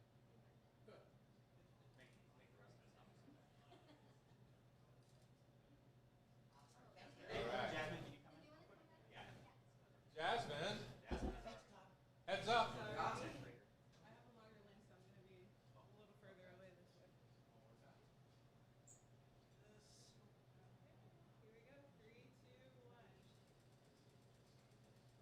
Holy smokes, Jasmine.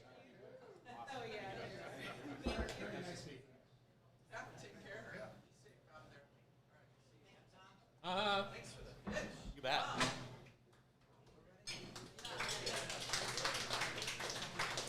Yeah, we'll do 2. We'll do the crab and the pollock and send you both okay, after awesome. the show. Thank you. Yeah.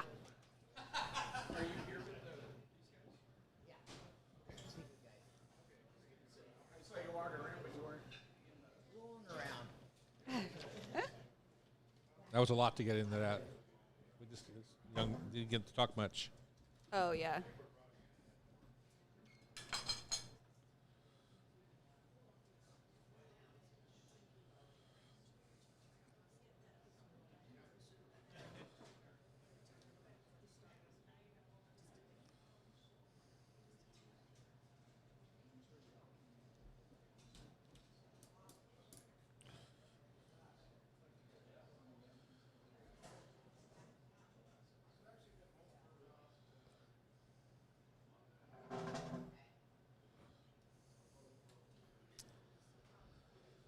It's time to get back in the kitchen, everybody. If you're at home and just dilly-dallying, hanging out on the couch, let's get in the kitchen and get cooking. Why not? Always. for ya. Always. Or you can always make a reservation at one of our restaurants. That's what. Let us cook for you. Let us cook for you. I'm Tom Douglas. And I'm Bridget Charters. And Loretta Douglas is in the producer chair today as Becky is on her way around the world. Well, I'm just eating some of that pollock from the last segment. Tasty today. Delicious. It's firmer than I remember. It's delicious. Yeah, it's firmer. I was a little surprised by that. Let's talk tzatziki, if you guys don't mind. What do No, you not think? at You're all all. good with that? So I've been working hard on a new line of maybe 5 different new spice rubs to add to our mix of spice rubs at the Rub with Love line. Really? And I'm going Do to tell. we're going to keep about the same amount of spice rubs that we have, but we're going to replace some of the flavors just because we haven't done a refresh in quite a long time.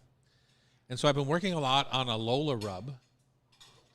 And I think of a Lola rub, Lola being kind of a Greek-spirited restaurant after my wife's grandfather, Louis. And so I think of it. I've been working on this kind of kebab rub with lots of lemon and lots of sumac. And then Sounds some good. smoked chili base, like a smoked paprika base, but then adding kind of these spiky flavors coming off of that to create a vibrant little rub for lamb souvlaki or some sort of, it could be chicken, Is it there could be shrimp, it could be anything, but I've been working with lamb. Is there anything? Is there any such thing as like a dried yogurt? Dehydrated? There or? is such thing as dried yogurt. Why that I didn't put that in there, or I did try, but it messes up our machine, our mixer, because we have to be very careful with allergens, and it's hard to clean the machine after. Got it. Because yogurt powder, like buttermilk powder, is sticky. Ah. So anyway, I've been working on this, and just for the heck of it, was at the supermarket and I saw this brand of tzatziki, and I love tzatziki. And would you describe to me, Bridget, what you think tzatziki is? Well, I was going to ask you that because I just got back from Turkey also, and it's right next to Greece. But I believe tzatziki, as you say, has grated cucumber, lemon, dill, and yogurt. Is that correct? That's correct. Wow. Well, that's Okay. one version of it. Okay, so that was the Yeah. thing, is we got some other versions where it was like just dill and onion with the yogurt. Right. And I was like, what is that? I think it's a base idea. Loretta, do you have a favorite idea for tzatziki? I usually do Greek yogurt, plain, shredded cucumber, garlic, herbs, and lemon juice. And what Okay. kind of herbs? Whatever? Whatever I have, but I do mean dill, dill flat leaf, parsley, usually, and yeah, mint. but parsley, and then if I have mint in the garden, I'll Yeah. put mint in there too. I don't think mint is traditional, but I think dill is the traditional. But I don't know. What do I know? So my point being, I was making this, Yeah. and I didn't have time to do my usual tzatziki because I like to make it. I like to eat it. Usually for me is I'll buy full-fat Greek yogurt, and then I'll put it in a strainer with a little cheesecloth over the container that it came in.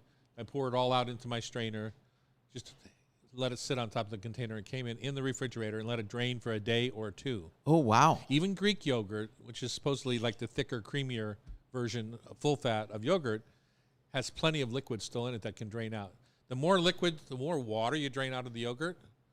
I would say in a pint of yogurt, you're going to get 2 to 3 ounces of water in the that's 2 a days lot. of draining. Wow. So it all just becomes almost like Haagen-Dazs ice cream, that thick, creamy, Right.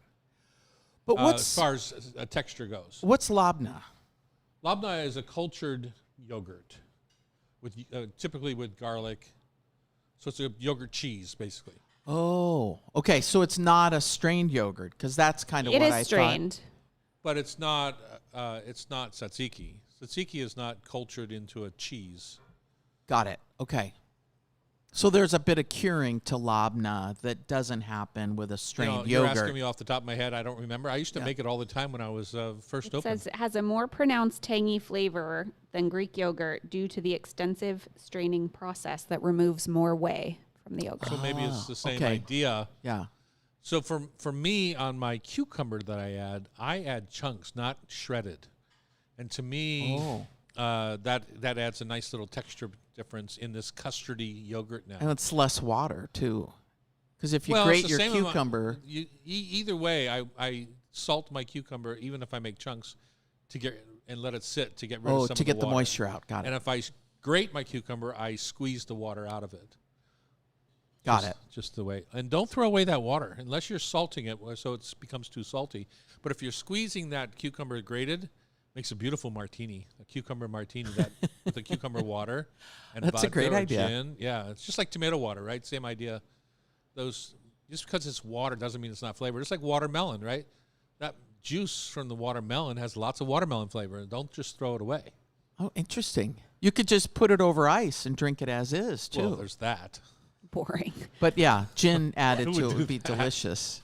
So this is all leading up to the point where as I was in a hurry, I was making this, and I was in the aisle where the yogurt is. No, what aisle? Oh, Hummus. it's where the hummus Yeah. is and the baba ganoush and things like that. And I saw this brand of tzatziki, and I'm a nut for tzatziki, so I just bought it. It's called Odyssey. Makes sense, right? the Iliad, Odyssey, Iliad, Greek, right. tzatziki, blah, blah, blah. Well, it turns out it's made by the Klondike Cheese Company in Wisconsin. This Greek yogurt. Klondike as in Alaska. And the but- reason I'm going further into it is that it was delicious. And it was delicious in a way that met all my needs. It tasted like the yogurt had been strained. It was thick, custardy. It had chunks of cucumber in it, plenty of herbage. It was delicious. I don't think I could have made a better one. So what Which do you isn't think? the way I feel about a lot of tzatziki. I found a lot of tzatziki in the marketplace to be watery and kind of gross because it's been sitting there and the cucumbers just melted away. And Yeah, everything's released its water. so when I looked up this company, it's literally the Klondike Cheese Company, like Klondike, Alaska. Like, Right. why is it in Wisconsin? It is. And you know why? No. The cheese factory, barn, house, wherever they were making cheese burned down twice. In the early Alaska? days. No. In Oh. Wisconsin. Okay. It was called Schmemmer's cheese or something like that before that. And on the third time they were rebuilding, the Alaska Klondike Gold Rush was happening. So they named it the Klondike Cheese Company. Are you kidding me? You can't make this stuff up. Anyway, so I was looking it up because I wanted to make sure it was a real place. And I thought for sure, I mean, it tasted so good. I thought it was from Greece. It's not. It's from Wisconsin. And it's like the perfect tzatziki that takes away having to make it ever again in my whole life. And it was fresh, no stabilizers, no weird you stuff. know, I should look at that angle. I have of it pulled up right now. There's just natamycin, which is they call a natural preservative. It's So you the can't only get thing pneumonia, in there. right? But there's Greek yogurt, That was active a- cultures, cucumbers, salt, dill, garlic, vinegar, and natamycin. And Oh. that's it. So And that's a natural preservative? yeah. Huh. Well, They probably made it because it came from Wisconsin and it was at a Ballard grocery store yeah. Who knew? And it's a Klondike Cheese Company. from Alaska. No, not No, I know. I'm Maine just from kidding. Alaska. I'm just kidding. But I love finding things, and I know Loretta does too, cheats from the grocery store with that actually live up to a standard that you want to be part of. It's really interesting because I make tzatziki at home all the time, and I don't buy it at the store Because on it's kinda purpose gross. because I've never found a super delicious one. So I'm going to try this because we eat it all the time, and Interesting. And you know when I know when it was funny. I was back, we did the mozzarella tasting here in that booth, BUF, Yeah. from South America, Colombia, South America, 1 hour tasting. Mm-hmm. So I just wanted to make sure that it was as good as I remembered. So I bought another container of that. Oh, Really good. I gotta check. How much was it? $15 for a 10-ounce tub. Of, Maybe about 10 or 12 Ovalini in there. but how much was the tzatziki? Oh, cheap, like $6.99 or something like that. Yeah, Oh. maybe not cheap, but it seemed cheap. A to me. little bit more Considering expensive the time than you'd buying have the to pay yogurt. me to make it. Right. It was cheap to buy it off the shelf. That's a good tip. Why not? Good tip. All right, there it is. Odyssey, ODYSSEY.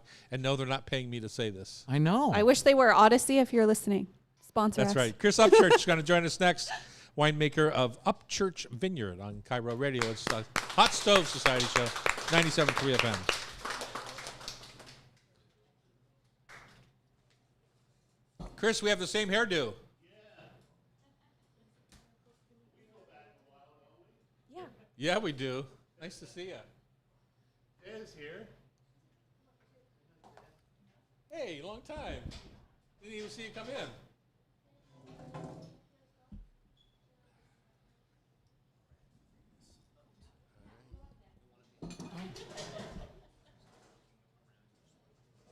Okay. All right.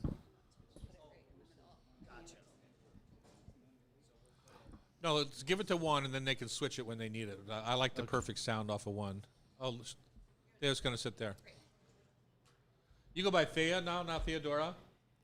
Tia, yeah. Thea. Taya. I almost. Okay. Oh, Good. it's a good name. I'm That's a happy. good name. What happened? You should try Athena. She got Rhoda Oh, Thea. okay. Loretta's middle name is Rhodothea, Oh, wow. after her grandmom. Oh, nice. Loretta Rhodothea Douglas. Rhoda Okay, you have to Thea. bring that all the way to your mouth. Okay. Or just move your chair this way because the cord's not going to stretch that far. Yeah, you just want to make sure you're within about an inch of it. How is this? Much better. That's good. Much better. Okay. Am I good here? Yes, you are. All right. So how you doing, Tom? It's Good. been a while. Working I hard. I saw you in Newark a few years ago. Remember? That's a long time ago. That's a long time Yeah. ago, and I've seen you once I or was twice. just at Newark Airport recently, maybe a month ago. I saw you once or twice since then, but it's been a while. It's Yeah. been before COVID anyway that I've seen you. Oh, for sure. Lot happening, man. Fun never stops, doesn't it? Exactly.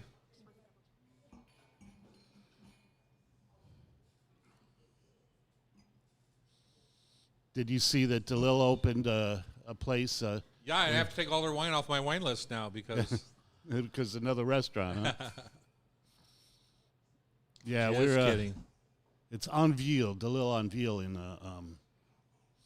the U Village now. Yeah.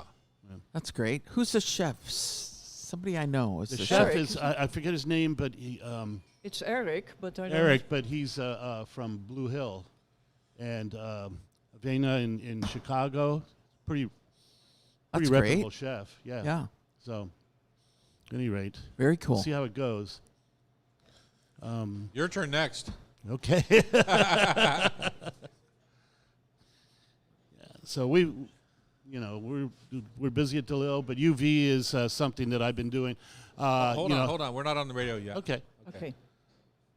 Or are you just telling me? I thought you were thinking you were on the radio. Either way, No, okay. it's Save all it for the same. radio. All the same. Save it for the radio. Yeah. This is good conversation. Is that all the wine?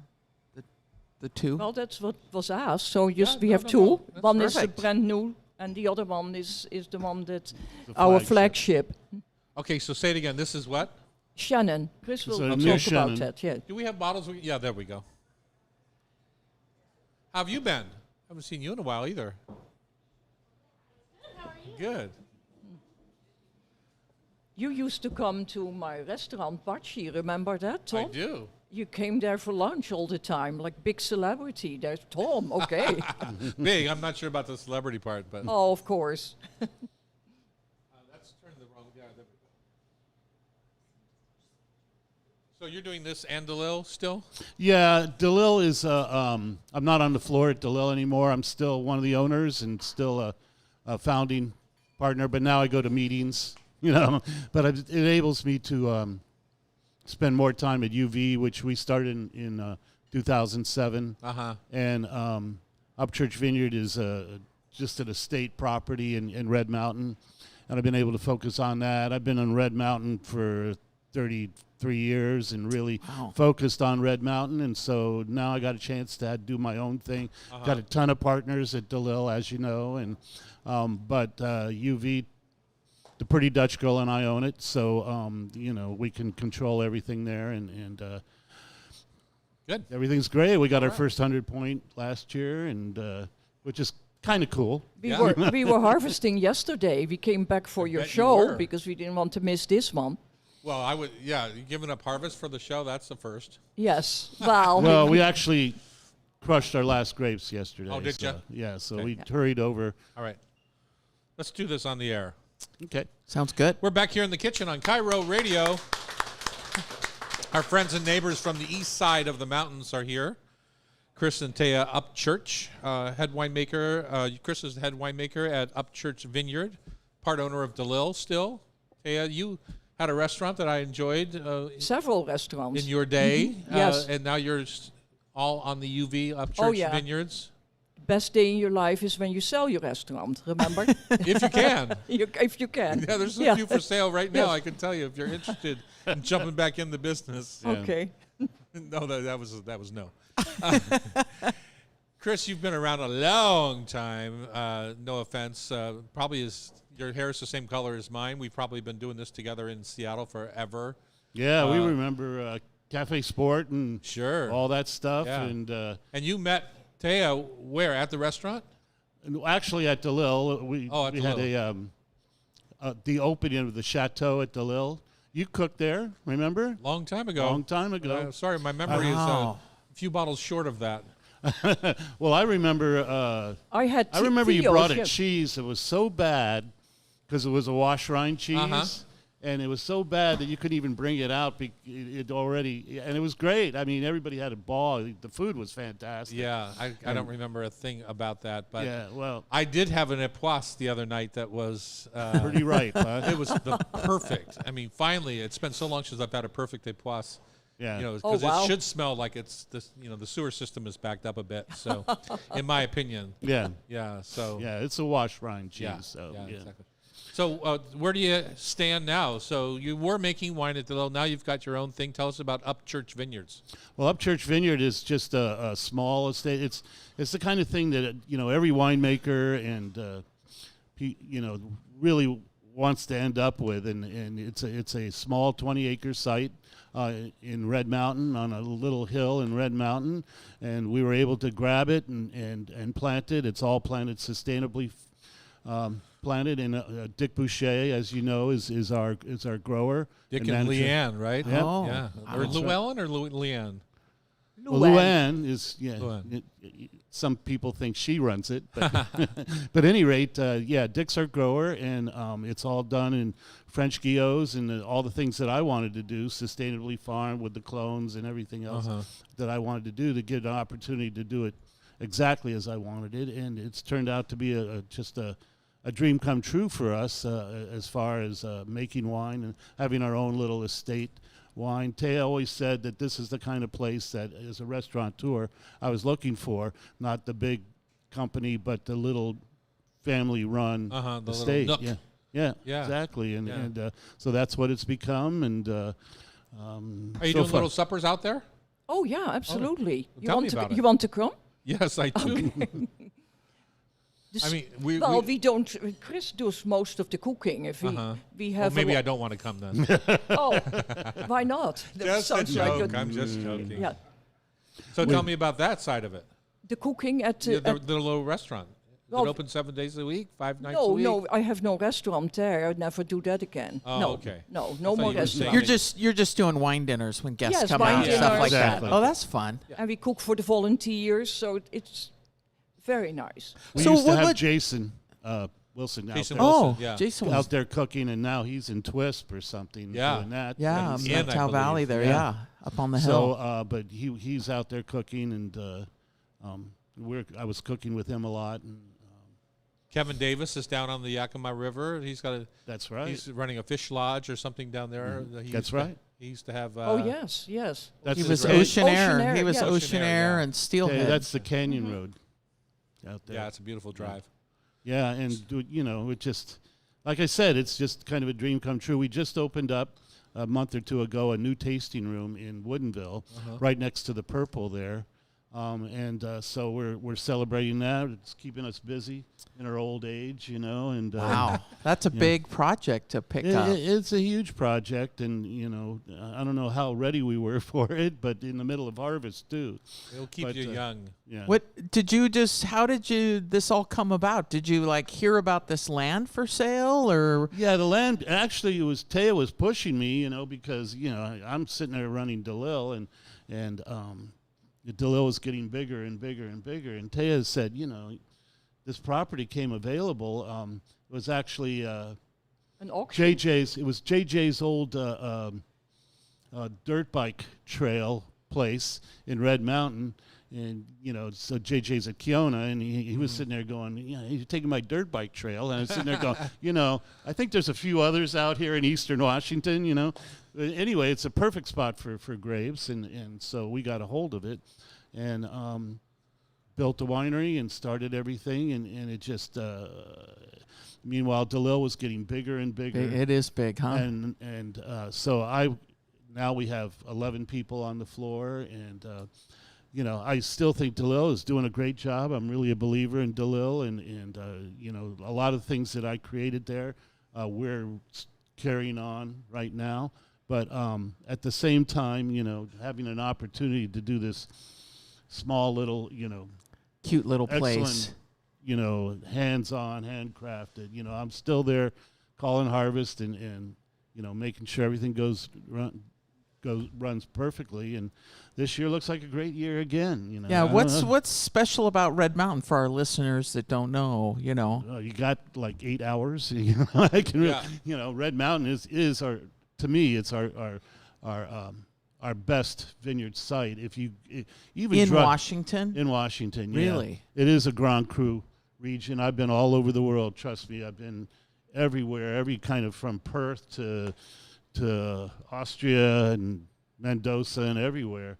And I know what a Grand Cru vineyard is. What is a Grand Cru vineyard? Well, Grand Cru vineyard is where everything comes together perfectly to Sun. make these. Yeah, I think it's called Le Montrachet. Yeah, that's one of them for sure. You know, Burgundy in general. In fact, we even have our RN 74. You know, the road that goes through the middle of Burgundy, and all the Grand Crus are along that road from Montrachet all the way up to Von Romane and all the Chambertin and all those. And we have, you know, we call it Heart of the Hill, and it is in that curvature right there that is, you know, perfect exposure, perfect soil. The above part, the erosion brings a lot of the soil down, and the below part can be pretty deep soils. But right at that corner there, where all the Grand Crus in Burgundy, and indeed in Heart of the Hill, is right there for Red Mountain. So I mean, you know, Red Mountain's making the perfect grape. Well, it's certainly. I don't know about perfect. I don't like perfect. Okay. You know, because, but I think that it is really a fantastic place in every sense. It's the soil, it's the exposure. When you drive down the valley there, everything's south exposure as you drive down 82 there in the Yakima Valley, and then you get you can wave to your farm out there while you're doing it, and as you come along, and all of a sudden, Red Mountain turns this way to the southwest, which is perfect for Cabernet. So the exposure is perfect. For our sun that goes kind of in an arc, it's perfect for that. It's perfect for the soil. Everything about it is just. You just said perfect 4 times. I know. We had our first frost the other night. And I don't know if that hit you guys over at Red Mountain, but we lost about half of our upright product. Half of our tomatoes, half of our zinnias, things like that just got dropped by the frost. So it's that time of year, isn't it? Yes. Yeah, you got to get it in. Got to get it in now. Got to get it in now. But it doesn't. The first frost won't hurt Cabernet. That's all that's left out there for at least for me. You're right. You know, we're all. Well, what did in. you bring us today? Well, we got 2 wines here. First of all, we got the new wine, which is a Chenin Blanc. I've always been a huge fan of Chenin Blanc and the Loire Valley wines in general. I know that Chenin Blanc is, throughout the history, been a very noble grape. And spent a lot of time. We were with Nicolas Joly last year, spending a lot of time there. And there's a couple things about it. Well, first of all, Chenin Blanc's kind of been destroyed in America because of the Krug Chenin Blanc. I don't know if you remember. Gallo. Yeah, well, Krug was the worst because at one time in the 70s, the Krug Chenin Blanc was the #1 varietal in America. Just got a bad name. Yeah, Yeah. And it's the wine was pleasing and all But, that. Liefermilch is the same for Riesling. I mean, Yeah. it's like Yeah. that just happens in the business. So the face is in America of Chenin Blanc was a inexpensive whatever $2 cheap chuck type of wine, type of wine, and it even affected France because France saw that they were selling a boatload of it, so they kind of expanded, like in Vouvray, they expanded boundaries and started making it a little sweeter and all that stuff. For the American market. That's okay, right. and the other But one is what? We now- only have 2 minutes, so Okay. you have to. Okay. So anyway, now Chenin Blanc's back, I think. I Yeah, can say well, that. this is delicious. And Loire Valley is also back because Loire Valley has been named kind of the natural wine area of France now, and everybody's gravitating because that's where Nicolas Joly was from. So at any rate, now I get a chance to make it too. Perfect. Which I've always Awesome. wanted to. And all the flavors that we see sometimes in France, the chamomile and the guava and Those bright flavors. Yeah, the minerality, but also sometimes we call it the candy wax. You know, like those lips that we used to eat as kids. Oh, yeah. And it's just kind of a mouthfeel kind of thing, a candy, broader mouthfeel of that. And I think a lot of that's in our new Shannon. That's awesome. All Move right, on tell to me the- quickly about the red. Well, the red is our flagship wine. It's our Cabernet that is, like I said, 100% sustainably farmed from our Red Mountain. 100% Cabernet. 100% Wow. Cabernet this year. We go back and forth. Sometimes we add 9% Merlot or 12%. This year I liked it by Wow, itself. It nice. said, leave me alone. Don't blend anything. I'm pretty good, you know. And I listened. So that's what. Very nice. That's what it Super is. fun. Well, I can't wait to get out there and see you and have supper at your little spot. Anytime. You anytime. are invited. Well, thank you. Yes. Do I have to bring Bridget, or can I come with Any Well, Oh. Jackie? Tom, I'd love to go. Thank you. Oh, yeah. My pleasure. You know, pleasure. we have more than like 2 seats at the table, you know. How many do you have? As Whatever many you as you want, need. yes. So you can take all of our listeners here on Cairo Radio. Well, we could. It's a party. All right, go out there and find some Upchurch Vineyard UV wines and try them out, because these are this is the first time I've tried them personally. Delicious. I'm so happy about the Shannon because it's something that you just don't get any play with anymore. So it's nice to have a delicious one to go Well, to. thank out you. there. I'm the same way. I think Yeah. Shannon's a great varietal. Perfect. Nice. All right, up next, it's the final segment, Bridget. It's Food for Thought, tasty, Tasty trivia, Trivia. brought to you by Rub with Love, Spice Rubs, and Sauces. On Cairo Radio, it's the Hot Stove Society Show. Okay.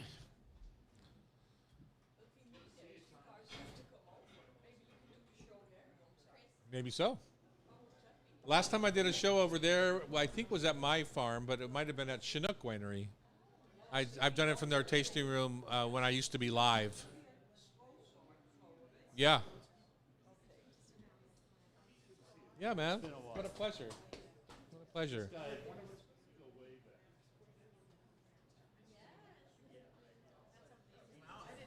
Ready? We're a bunch of the gray hairs here.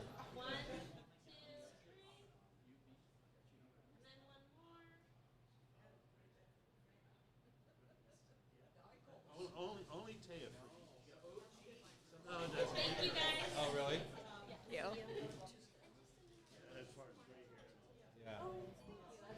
Yeah, me too.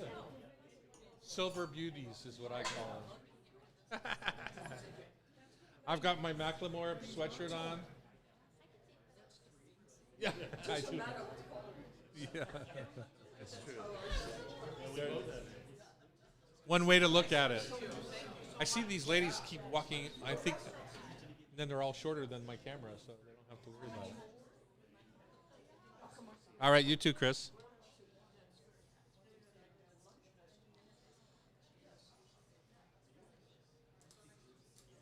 Who do you want?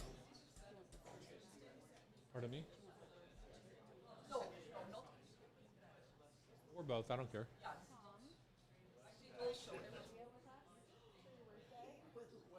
Would you like to do trivia? Look at this. You can come as a team. I didn't know your name was Tom. Look at her. He would love to.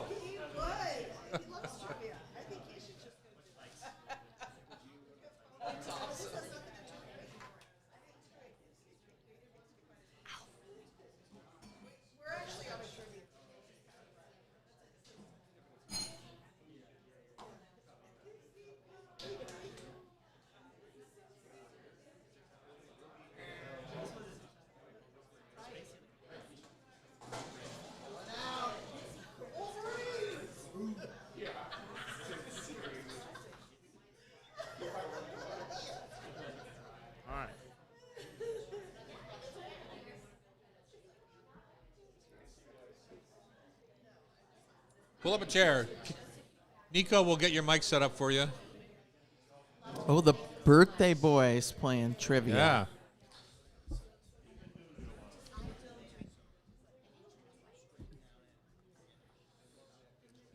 Is that about an inch right there? Okay.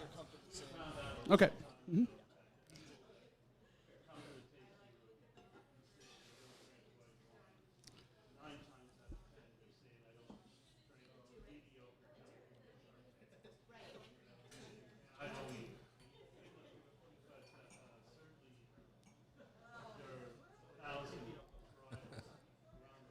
Does the bell work?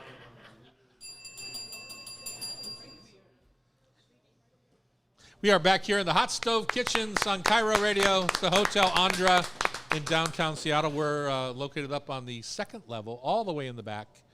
People are always shocked when they walk through the doors, like, "Oh my God, I didn't know It's this was very here." pretty in here. We're celebrating our 11th year in business here, and it is rocking and rolling here at the Hot Stove. Loretta is on the producer's chair today. Bridget, Yep. Hi, Tom. are you ready to get crushed today, I am. like a pineapple at a Dole factory? That was me last week. That was me last week. Yeah, you're like a little pineapple. I think I still had jet lag. I might still have jet You lag. might still have jet lag. Did you know that October 12th, coming up here soon, is National Pulled Pork Day? And what a good day to celebrate pulled pork along with some Rub with Love pork rub or Rub with Love backyard barbecue rub and some ancho molasses Rub Or with Love veggie rub. barbecue sauce. It's all perfect, and you can get them all in person at our Ballard Serious Pie or here at the Hot Stove Society or at tomdouglas.com. Perfect. National Pulled Pork Day. Who knew? How do they Speaking of find pulled these? pork, we asked Tom to come up.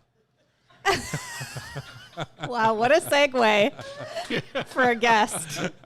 That was just for you. That was just for you. You're having a birthday. It's your birthday. Yeah. Tomorrow, right? Actually, it was yesterday. Oh, it was yesterday. Happy birthday. Thank you. Shoot, you might be too old to be on our show now. Oh. Anyway, you're a longtime listener and a good fan of the show. And so you were sitting there celebrating your birthday in the audience. So you're coming up here, and we hope to put you in the same can of crushed pineapple that we put Bridget in last week. I don't know, Tom. Don't speak too soon. Well, we'll see. We'll see if it's all hyperbole or not. Loretta, tell us about the game that we're going to play. All right, 5 questions per contestant. Person that gets the most right wins. If there's a tie, we'll have a shouted out sudden death. So if Tom wins, he gets to go to the gift shop and Yep. get a spice rub. What if Bridget wins? If Bridget or you win, you get I to mean, I know that's not you likely, get to but- choose an audience member to take a stroll We through get the to choose Rub with Tom, Love. is You my can guess. choose Tom. So Tom wins either way. Okay. All right. Did you Okay. do the questions? Nope. Oh, okay. Becky sent her questions. She guards her trivia. You know, she Yes. likes to put it together. So She Bridget, likes to torture me is what she likes to do. She you does. are up first. All right. Ready? Yep. Okay. Who is the founding host of The Splendid Table, the long-running public radio show and podcast Lynn all about Rossetto food? Casper. Nice job, Bridget. Becky's note says, I bet she'll know right away, but you could offer options if she seems stumped. I met her a few times. Me She's too. a I've nice been on her lady. show. Yeah. Up out of Minneapolis, right? Yeah. Were you in Minneapolis or just remote? I've been both. Ah. I've done, some of us get on her show quite a little bit more than others. She's got an amazing voice. She does. I don't. Yeah. Is she still doing it? No. No. Okay. Francis Lamb is doing it now Yeah. since 2017. All right, number 2. Hams out, spit inches in. What brunch dish gets a green makeover and a fancy name? Okay. Say that again. Ooh. Ham is out. Spinach is in. What brunch dish gets a green makeover and a fancy name? Eggs Florentine. Yes. Oh, wow. Correct. Is it Eggs Benedict Florentine or is it Eggs Florentine? It's Eggs Florentine. You Okay. go from Eggs Benedict to Eggs Florentine. Just checking. All right, she's number feisty. number 3. What is the essential ingredient besides ketchup in red eye ketchup? Or red Ground. red eye It's gravy. coffee. Do I Ground have to coffee. be specific or no? Yes, That's good. enough. Okay, good. That's enough. We make a red eye cocktail sauce down at Mr. Fish. Oh, really? Yeah. Number 4. What is the most visible difference between a French farmed turbot and a wild Turkish turbot from the Black Seas? Is it A, eye placement, B, the presence of bony warts, or C, the size of the dorsal fin? And can we be clear? I think it's Ooh. turbo. Turbo. Turbo. Yeah. Turbot. Versus farmed. I'm guessing it's the belly warts. The present, yeah, it was bony warts, but yes, that's correct. Have you Wild Turkish turbo, especially from the Black Sea, often display prominent bony tubercles, stone-like bumps across both sides of their skin. In contrast, French farm turbo are smoother with only small humps along the spine. Yeah, it's the wackiest thing. You're thinking, okay, is this fish radioactive with those bumps? It looks kind of scary. Okay, Bridget. All right. I think Becky felt this is bad. for 5 for 5, right? This is for 5 for 5. Which French region is credited for the traditional development of both creme fraiche and camembert cheese, often paired with apple cider in traditional dishes? Region? Region. Ooh. Do you want know, Tom? options? I do know. She Yeah, gave can I have options? Sure. Oh, that's a cop out. That is a cop out. Is it Provence, Normandy, or Burgundy?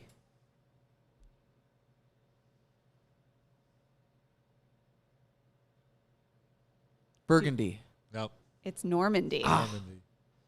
All right, Okay. 4 out I of thought 5. about giving you a Bridget. hint. If you weren't already 4 for 4, I was going to give you a hint. You have there's a possibility for you, Tom. Okay. All right, guest Tom. Boy, I'm glad I Tom didn't number have Bridget's. Tom number 2. Happy birthday, Tom. Happy birthday, Tom. Oh yeah, we'll just call him birthday Tom. Perfect. All right, this is multiple choice. Which Starbucks drink saw the biggest price increase from 2000 to 2025, jumping from under $3 to nearly $6 in some U.S. cities? Is it A, the pumpkin spice latte, B, a tall breve mocha, or C, an espresso frappuccino? I'm going to say pumpkin spice. You are correct. Really? The pumpkin Seems spice like the right season for a craze. price increase. I would have thought it would have been the chocolate in 2. But anyway. Okay. All right, number 2. What gives Kung Pao chicken its numbing heat? That's a toughie. Are there options for him? No. Is it the black pepper? Ooh, you're Ooh. so close. You're really close. You're so close. Numbing. What kind of chicken was it? Kung Pao. What region is it from? Szechuan. Oh, maybe Szechuan. Szechuan peppercorns. Szechuan peppercorns. Good job. How'd you get that? It was cool. Yeah. It just came to me. Anything to take Bridget down, I'm fine with. Okay, number 3. What term refers to the thickest, most luxurious part of a crab leg? Is it the knuckle, the muris, or the claw? Knuckle, muris, claw. Knuckle? Maris? Muris. Correct. The nugget. You have learned a lot from Becky. I don't even know what that word is. Maris, yeah, it's the Maris? Maris leg, yeah. That's like the thick part of the leg. It's the thickest part of the whole leg. Yeah. There's the body end. Yeah. There's the pointy end at the Uh-huh. end, and then there's the body end is probably what you're calling the knuckle, but Okay. I've never heard it called that. Okay. Number 4. Which reality competition show, food reality competition show, debuted in 2006, bringing chef drama to TV?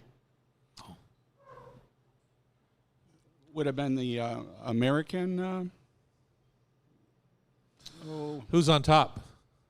Top Chef. Oh, Birthday Tom's going to get the sweep here. it's his birthday. You got to give him a few presents. Okay, last one. True or false? Forbidden rice does not actually contain rice. I'm sorry, what was that? Forbidden rice does not actually contain rice. Is that true or false? False. That's correct. It's a type of heirloom black Whoa. rice. Wow, 5 Rich for in 5. How did you do antioxidants. that? Happy Nice birthday job. to you. Well, I was, All right, let's see if you can get the tie, All right, Dad go for it. Tom. Okay, multiple choice.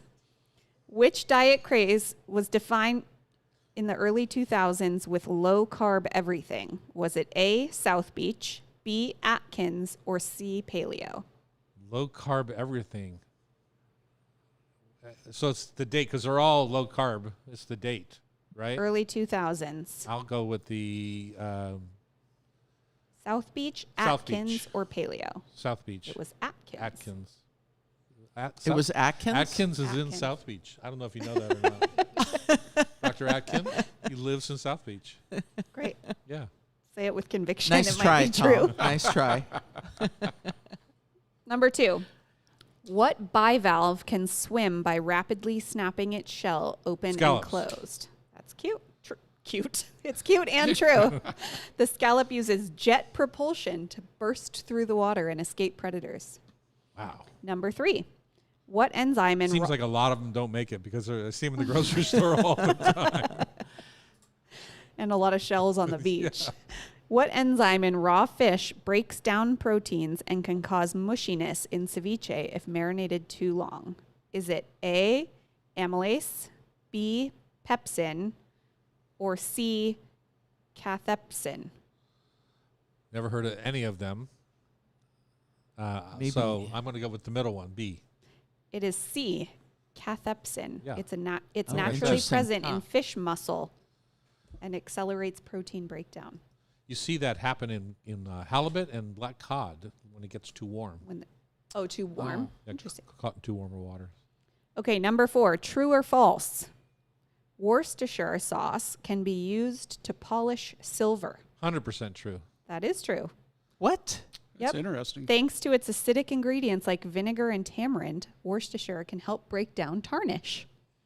I'll be darned. Learn something new every day, Bridget. You've just tarnished your reputation for not knowing that. So as I you have eat, no- it cleans. we have a lot of yeah, silver it's at our polishing house. your fillings if you have a. That's right. Number 5. What Am I Swiss? 4 for 4 right now? No, Oh, you're 2 for 4 right now. okay. What Swiss cheese just won Best in Show at the 2025 Mondial de Fromage, beating over 1,900 entries from 48 countries? Gruyere. That's true.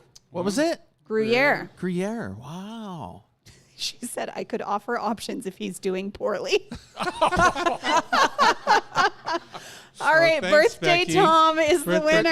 Congratulations. Woo! If you want to be a stud on the Hot Stove Society show like Birthday Tom, you can join the community on YouTube Live at Tom Douglas and Co. Or buy a ticket and join us here in the studio at hotstovesociety.com. The show is produced by Loretta Douglas today. Our technical wizard is Nico Caballero, and our talented editor at Cairo is Sean Please Don't Call Me Del Torre. He does all that cool music. If you miss any episode of our Hot Stove Society show in Cairo, you can listen via podcast. Just subscribe to your favorite podcast app. Enjoy the rain, and thanks for listening. All right. Good job. Phew.